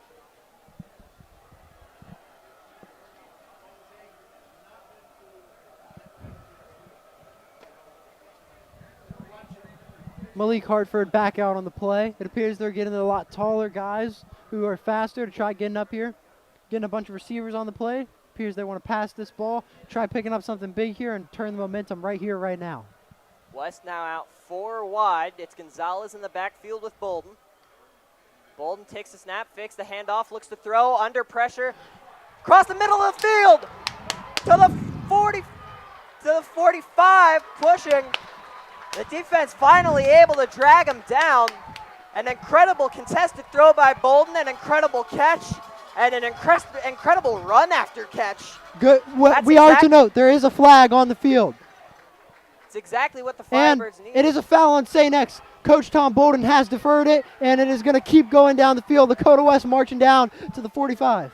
Decline the penalty. The receiver gets the yards, and West picks up the first. You couldn't ask for a better outcome right there.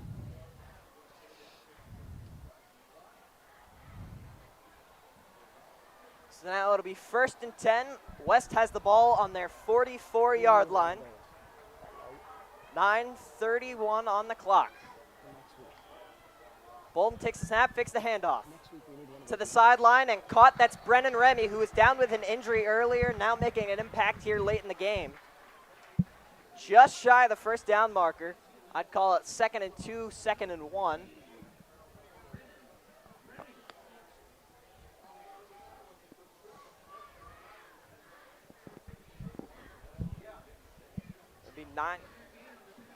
It'll be 9:21 on the clock. Remy able to take it out of bounds to stop it. This game definitely going to come down to the final seconds. If West can produce a touchdown here. Right, that is kind of key in that. Bolden back to throw. He's going to take the option up the middle. He's got the first. He's got more. About to the 41 of Bombers territory, and West continues to move the football with efficiency. Looking to get in the end zone. Without it, this game might be a very hard to win game here. But if they can really get into the end zone, this game will come real quick to a very tight game where West has an ability to make a play.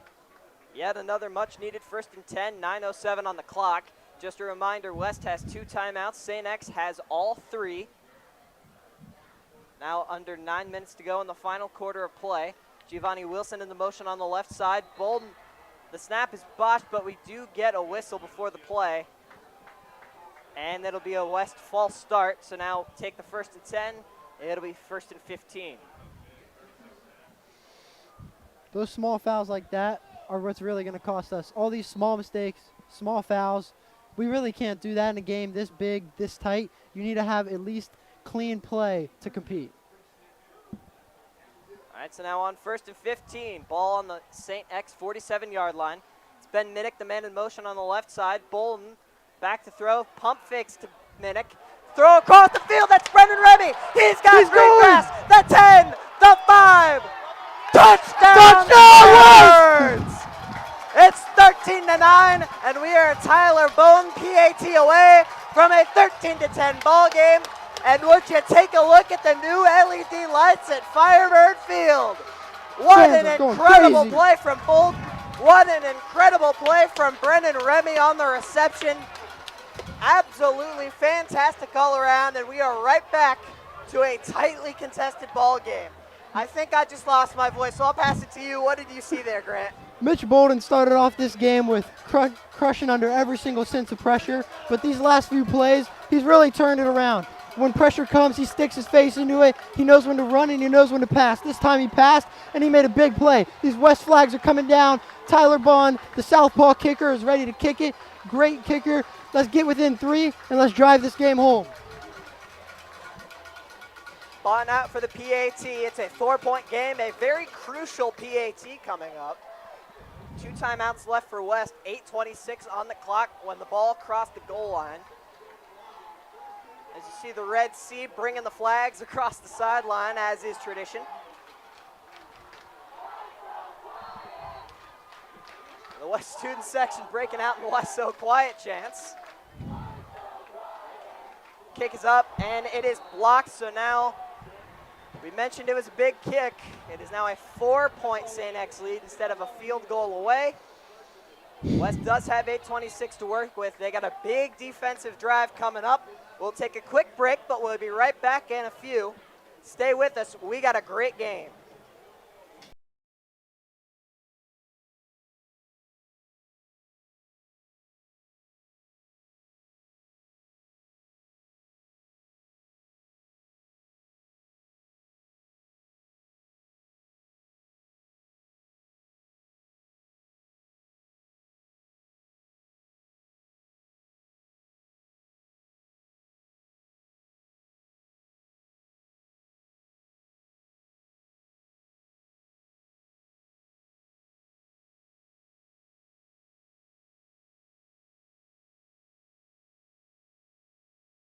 Right back at it with some more action on Firebird Field. West after the touchdown, getting ready to kick this one away to the Bombers. It's 13-9. This is a big defensive drive coming up for the Firebirds. All these rivalry games with St. X have been close and come down to the final minutes, and it looks like we're going to get exactly one more of those. And it's a little squib kick trying to catch St. X offside. Will be recovered by number 80, who falls down at their own 39-yard line. There is laundry down.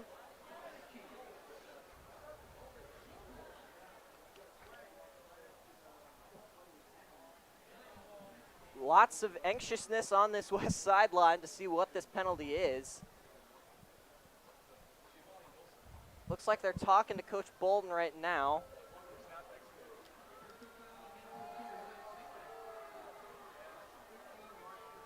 And that's going to go against Lakota West. 15-yarder. And now the short kick that was supposed to work in West's favor, not exactly paying off. So now St. X with the ball on the West 45 instead of their own 39 or 40. 15 yards that really hurt. 8:25 on the clock. St. X gets another crack at offense. O'Malley under center.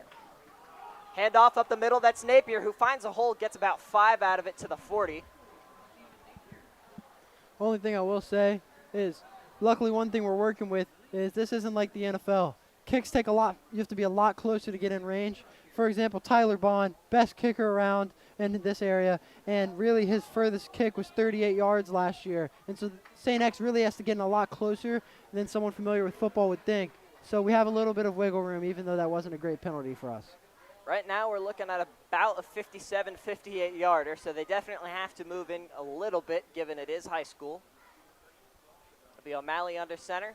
Motion on the right side, handoff. It's Napier again, stuffed instantly by the West defensive front. And once again, we got a big 3rd down on the field. right there, that was Josh Fussell all day long. He blitzed around the end and caught him up around the legs before he could get moving down the line and really stopped him right at the line of scrimmage. I'm beginning to notice a pattern with these injuries. They go down and then they do something big later in the game. We've seen Remy come out. We've seen Fussell come out. I'm calling it right now. Tabron Benning Powell, interception, turning things around. Wouldn't we love that?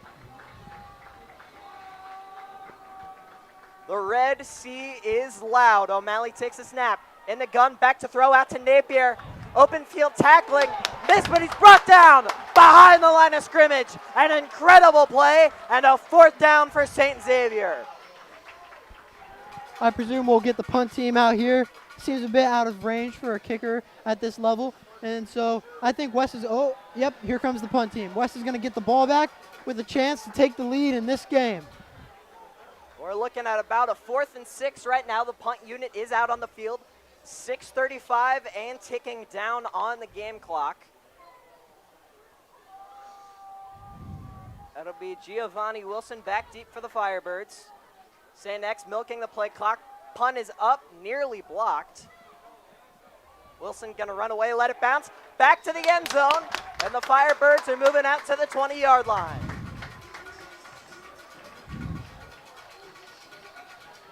We got a big offensive drive coming up on the field. We're gonna step away for just a second. Don't go anywhere. We got quite the game on our hands. It's 13-9 Bombers. West with the ball.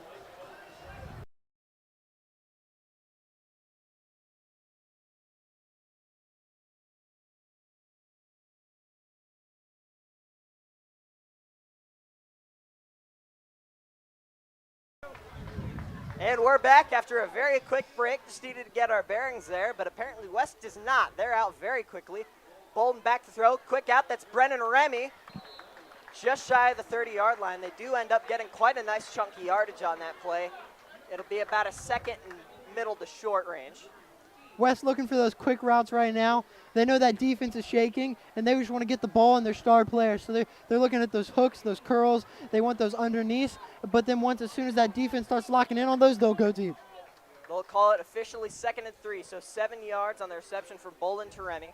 The St. X defense trying to collect themselves. It'll be Bolden up the middle. Looked like another option play. They'll be dragged down about a yard shy of the 1st down marker. So a big 3rd and 1 on the way for West. I believe in this situation, if it came to 4 downs, within 1 yard, Bolden might take it. And if it comes to that, he'll go for it, I believe. St. X getting loud and rowdy on their sideline. The student section as into it as they've been this game. It's a 4-point game. A field goal will not do. 5 minutes, 10 seconds on the clock. It is winding down. Looks like West trying to milk as much as they can while ensuring they can make it to the end zone. They have 2 timeouts left. St. X with 3. It'll be Bolden back to throw. 3rd and short. Quick across the middle of the field. And it is incomplete, off target from Bolden. So as I presumed, it is 4 down territory, and it looks like our offense is staying out here. With only 5 minutes left on the clock and within 1 score, this really is a spot to go for, especially if St. X gets a field goal after we missed this 4th down. It would still be a touchdown game. And so, Coach, never mind, in a shocking turn of events, the punt team's coming out anyway. So Ben Minnick, I mean, he's been pretty consistent all game. He did have that one fake, so keep the eye on the fake. Obviously, it wasn't intentional, but he made do. So, I mean, we'll see if they script something here. St. X seems to be prepared with a fake. Ooh, almost blocked. Kicks it off. Line drive caught by St. X. Return to the 45. He's making a push for the 50. Dragged down.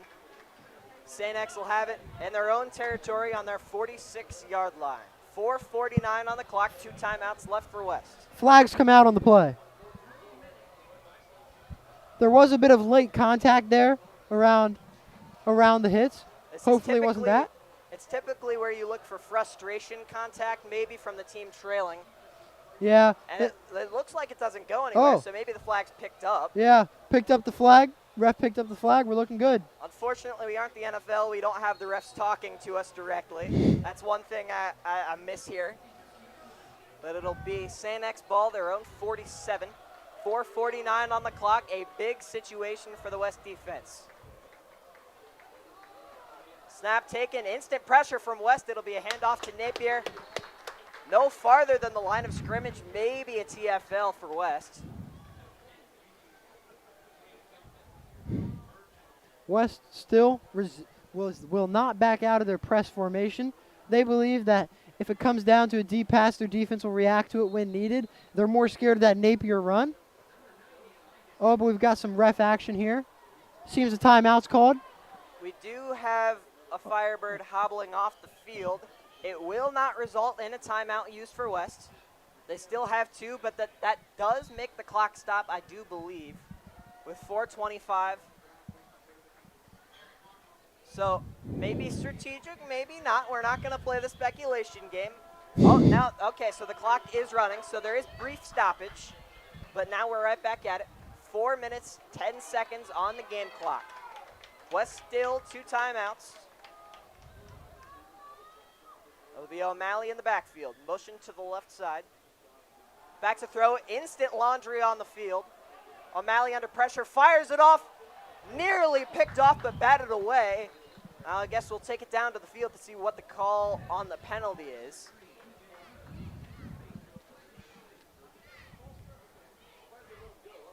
And it looks like it is going to be a false start on St. X, so back him up 5 yards.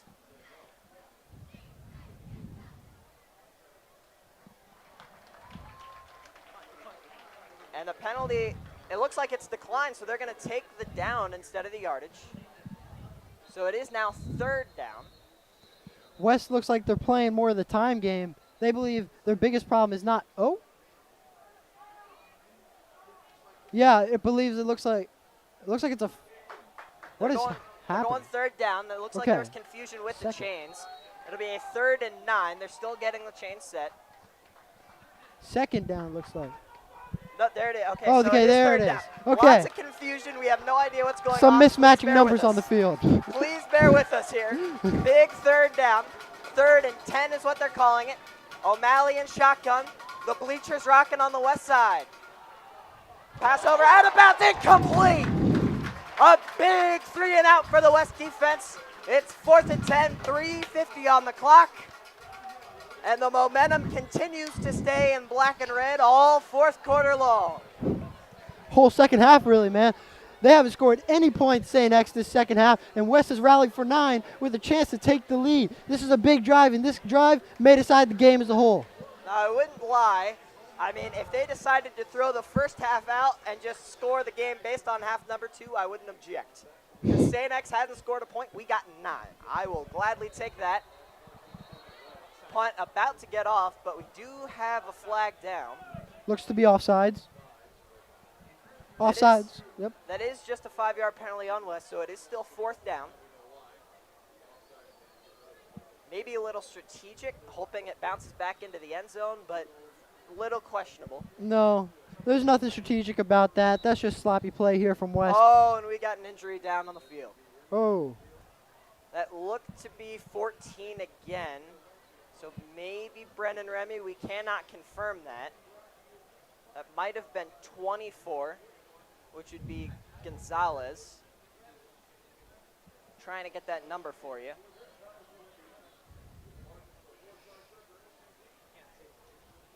And it is 14, so Brendan Remy down once again. Hobbling off, it looks like the same leg that he injured last time. On that play, that jump ball in the end zone, so he hobbles off once again. May or may not see him back in the final 3:48 of play.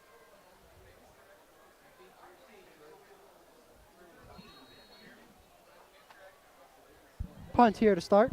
So instead of Remy, the punt returner, it'll be Ben Minnick back out deep for West. Punts off.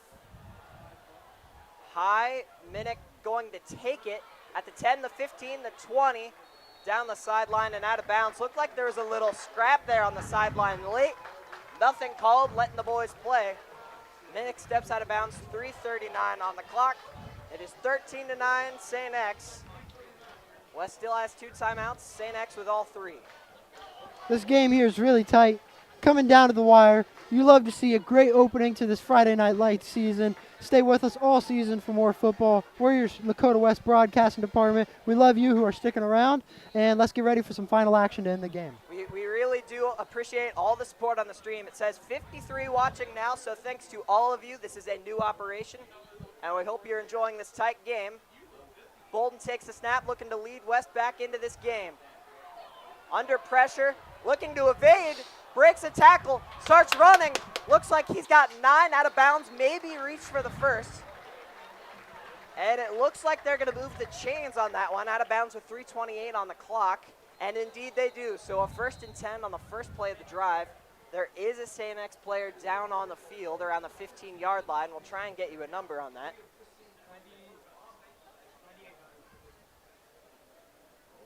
That looks like it's going to be Anthony Morris, defensive lineman, 6'1", 270 pounds. Great guy. Sadly, he's going to go down. We've got a bunch of trainers out there. We'll let you know what happens with that situation. Right now, we're going to cut to commercial.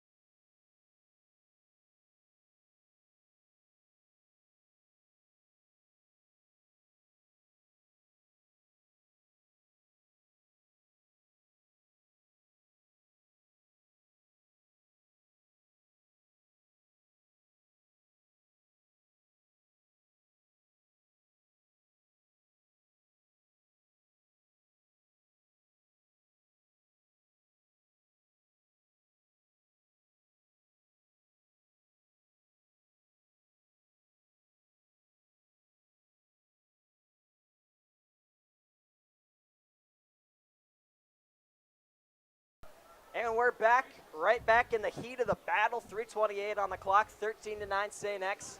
2 timeouts for West, 3 for St. X. West has the ball on their own 35-yard line, 1st and 10 after the Bolden rush of 10 yards. Bolden back to pass now, across the middle of the field. Woo! Dropped, nearly intercepted on the tip, but by the grace of God, that ball drops incomplete. That's now twice where a ball has bounced out of our receiver's hands and then luckily bounced off the chest of a St. X player. What we see here is Bolden locks load, sees his receiver over the middle, tips out of his hands, but luckily that St. X defender was watching the receiver and getting ready for a hit, so he wasn't watching the ball that bounced right into him. Now you gotta wonder, maybe these gloves contaminated with butter before the game. We cannot confirm nor deny. Bolden back to throw. Out from the shotgun, he looks like he's going to scramble fakes. That's Josh Fussell on the reception. About 8 or 9 yards. And it'll be a big 3rd and 1. We are in 4-down territory. A little over 3 minutes on the clock. West is in hurry-up mode. They'll call it 3rd and 2 officially. Heavy set. It looks like we're going to run. Got a lot of linemen and big men. Brendan Remy is back on the field on that left side. You can see number 14 closest to the West sideline. Bolden back in shotgun, looks to throw, takes the option up the middle, pushes, got back to the line of scrimmage, no 1st down. It looks like they are going to give him a yard on that though, so 4 and 1, a big 4th down. This looks to be the biggest down of the game. What I see them going with here is I see Bolden rushing it right up the middle. He's the powerhouse of this team. He's the heart of the team. Give him the ball. I see a lot of big guys coming out on the field, and I expect to see a couple wide receivers running verts, hoping to pull those DBs, and I see Bolden running with his head down. This could be the game. Bolden under center, looks for the dive. He pushes, he got it. Shoved at least 5 yards down the field by the West big bodies on the line, and that's another Firebirds 1st down. So the chains move one more time, 2:08 on the clock. We do not have a 2-minute warning in OHSAA football. Firebirds on their own 49-yard line. Bolden back to throw, looks deep, caught by Brendan Remy, spinning through defenders to the 31-yard line of St. X territory. Yet another move of the chains, 1:50 on the clock. So what we've got here is Brennan Remy. Oh, we've got an injured player down on the field, actually. Please. It looks like Remy again. Oh my. Remy has been the story of this game. He's gone down multiple times with injury, but also come up clutch multiple times. The team rides with him, and the team's going down with him this game. We hope he's okay because we need him to power through the rest of this game. I mean, you look at a guy like Brennan Remy, and it's exactly what you want to picture when you think this West football team. Tough, gritty, work through the little stuff. I mean, that leg has been bothering him all game. It looks like he got dragged down maybe right on that left knee one more time. He's up. It looks like a player landed also on his leg. He is up. Ooh, this time he's being assisted to the sideline, though. It looks like he's kind of holding his left knee bent over a little bit. He does need help. He did receive a standing ovation heading off the field. An absolute workhorse this game.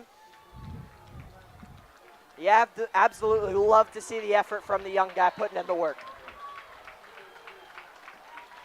But we still got a game going on. Bolden back in the shotgun one more time, looks to throw.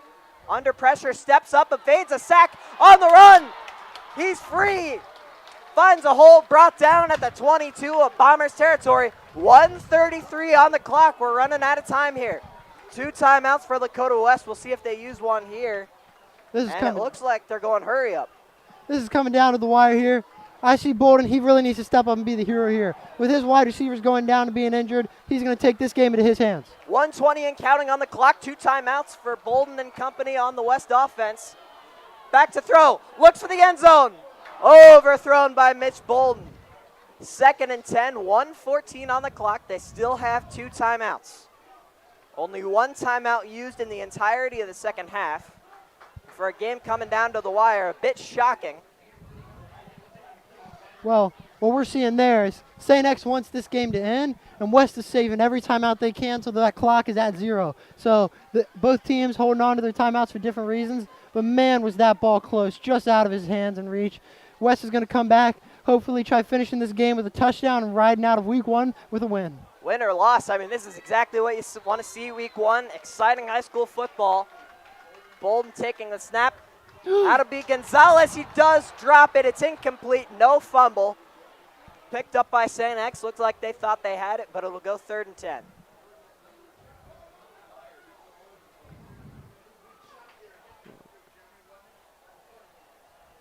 So what we're seeing on this play Looked is like Mitch just placed it a little high, and the receiver only had it on his fingertips, and so when he got hit, the ball just rolled right out.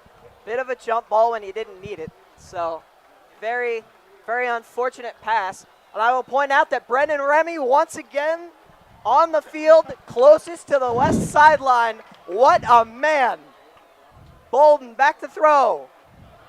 Under pressure, steps up, fires. Complete to who else? But to Malik. That looked like Brendan Remy. It was Brendan. What a hero. What a workhorse this man has been all game for the Firebirds. Brendan Remy playing hero of this game. If they manage to put this in 10 now. All right, coming to the line. We're Inside set. the 10, 48 seconds. Bolden back to throw. Big play. To the end zone, overthrown, incomplete. Clock's going to stop. Bolden looked like he was hit down on that play. He did get up. No late contact foul. Guy's a big dude. He can take multiple hits, and that's what we've seen all game. He's going to continue to do that. Great job throwing it in the face of the defense, but not quite amazing with how it ran straight into the out of bounds. Well, let's go West chance showering the field. West on the 6-yard line. Second, 6 to go to the goal line. 14 seconds on the play clock. Bolden in the gun. Looks like we get a timeout, I believe, from St. X. And it will be a St. X time. Or no, sorry, it's a West timeout. West timeout. So they have one remaining. 44 seconds on the clock. It is still 13-9 from the 6-yard line. But oh boy, what an offensive drive we have had. I don't think there's any disagreeing. Player of the game, MVP award, win or loss, Brendan Remy. Well, you can never give the MVP to the losing team, sadly. Hey, he deserves it with how many times he's been injured and fought his way back into this game. Quite literally is the story of this game. Real workhorse there, but let's see if West can finish this out. We've got second down here, and they've got 3 more attempts to punch this in and win this game for a week 1 win. It may be 6 yards, but it feels like a mile. Bolden out in the shotgun one more time. It's Gonzalez to his right. Takes the snap, fakes the handoff. Bolden under pressure. Gets it to Gonzalez on the tip. He fights, pushes inside the 5, down at about the 4-yard line. Clock keeps ticking. Bolden and the offense in the hurry up. Timeout called, and once again, it'll be a West timeout. So West out of timeouts. It'll be a 3rd and 4 from the 4. We are in 4-down territory. 4-point game, 28 seconds on the clock. What play are you calling for if you're Coach Bolden on the sideline right now? So what I'm seeing here is we've got a 3rd down play. I want to run it. We've got great team, great blockers. Tony Curtis leading our offensive line there. Veteran, first team, all GMC. Then, of course, you've got Mitch Bolden, Cam Newton in the flesh. So we're just looking and we're trying to see. I want to see them power this straight up the middle. If it doesn't work, we'll at least get close and set us up for another rundown on 4th. I like that comparison. There are little flashes you see in Mitch Bolden of the little younger Cam Newton, maybe Super Bowl 50 Cam Newton back there. Yeah. Hopefully Mitch will jump on the ball, though, am I right? We can see our producer disagreeing with us, but I'm going to have to disagree with him. I don't know what he's talking about. Let's get back to action here. West comes out and lines up for one of the most crucial plays of the game. From the 4. Bolden once again going to be back in the gun, not under center. It's Gonzalez to his left. Bolden looks to throw across the middle. It's Touchdown! Touchdown! Lakota West. Flag on the field. Oh!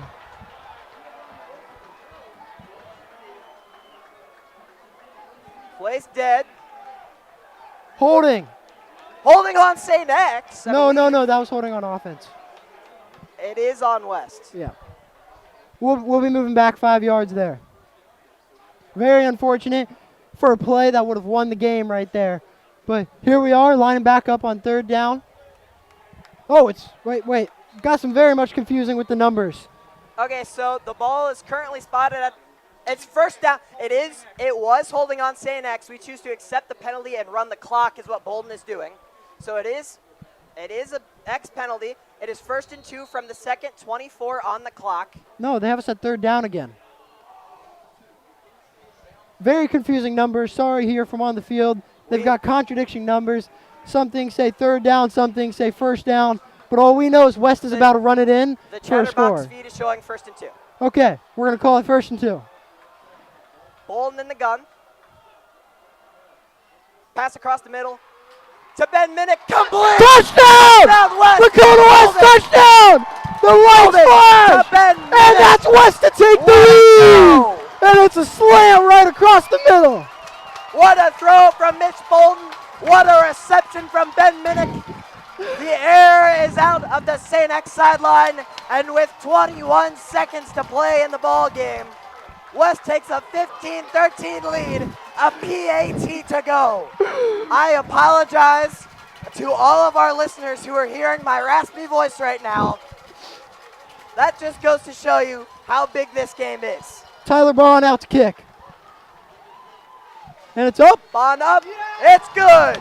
16-13 our score. We will take a quick commercial break, but we will be right back after this.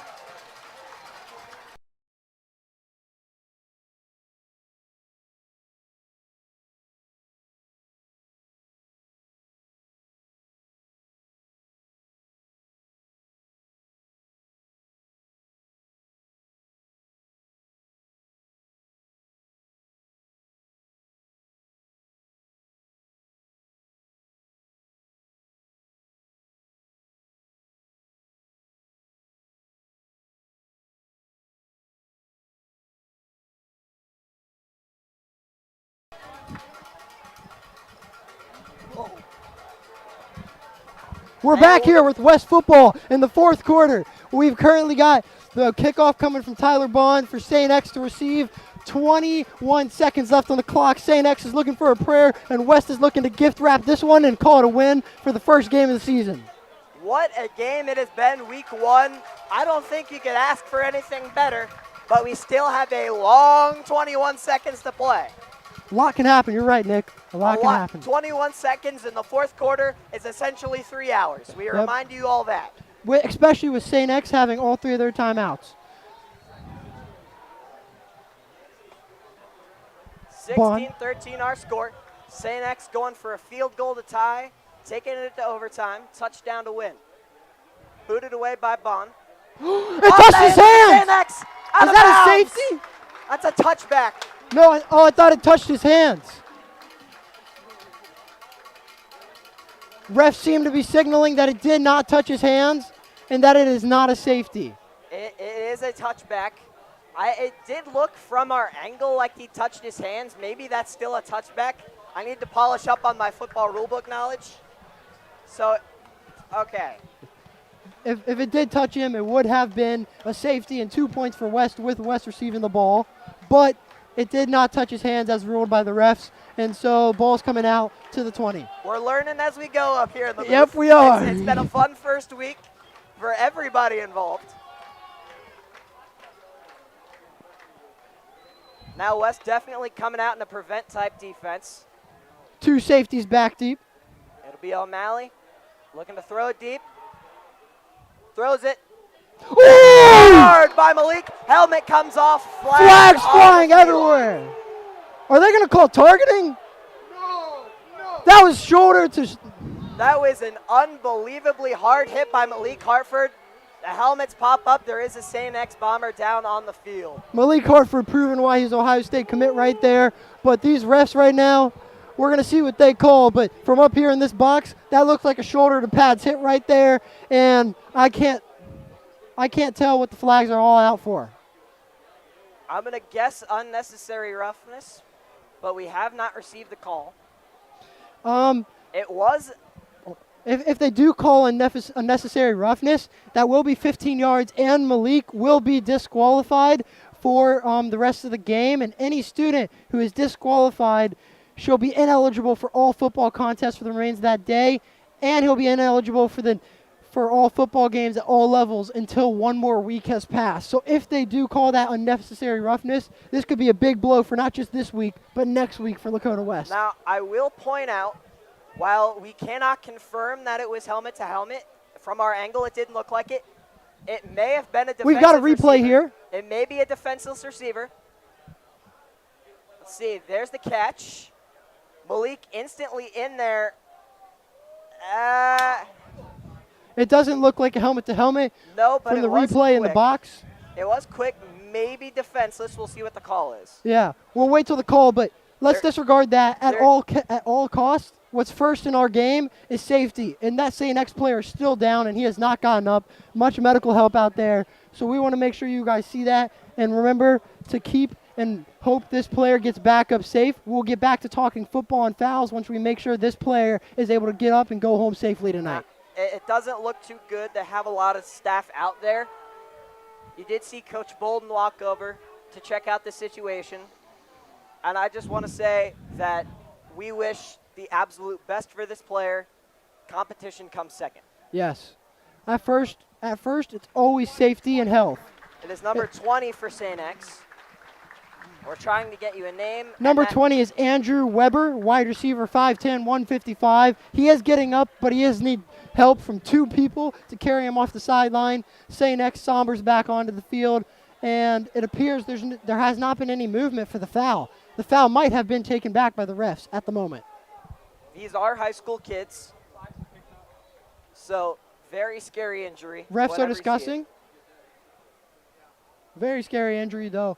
We will check in on that, and we will make sure he is safe and okay. Oh, And it but they're looks like picking up the ball. The ball is moving into West territory. 15 yards, it looks like, which It means is it might be 15. unnecessary roughness. We hope Malik has not been disqualified for that hit, but we will learn soon. We do see Malik Hartford right down in front of us on the west sideline, helmet off. Oh, that's not a good look there, Nick. But right now, let's not focus on that. We've got a game to win. We do. St. X on the west 40-yard line. 13 seconds remain. O'Malley takes the snap, back to throw. Away off target, short, incomplete. 11 seconds on the clock, 2nd and 10. St. X is really looking for their young quarterback to come in and do something special. If he does, he's honestly setting himself up to be someone special. But at the moment, he has a moment where he's going to prove himself right here, right now.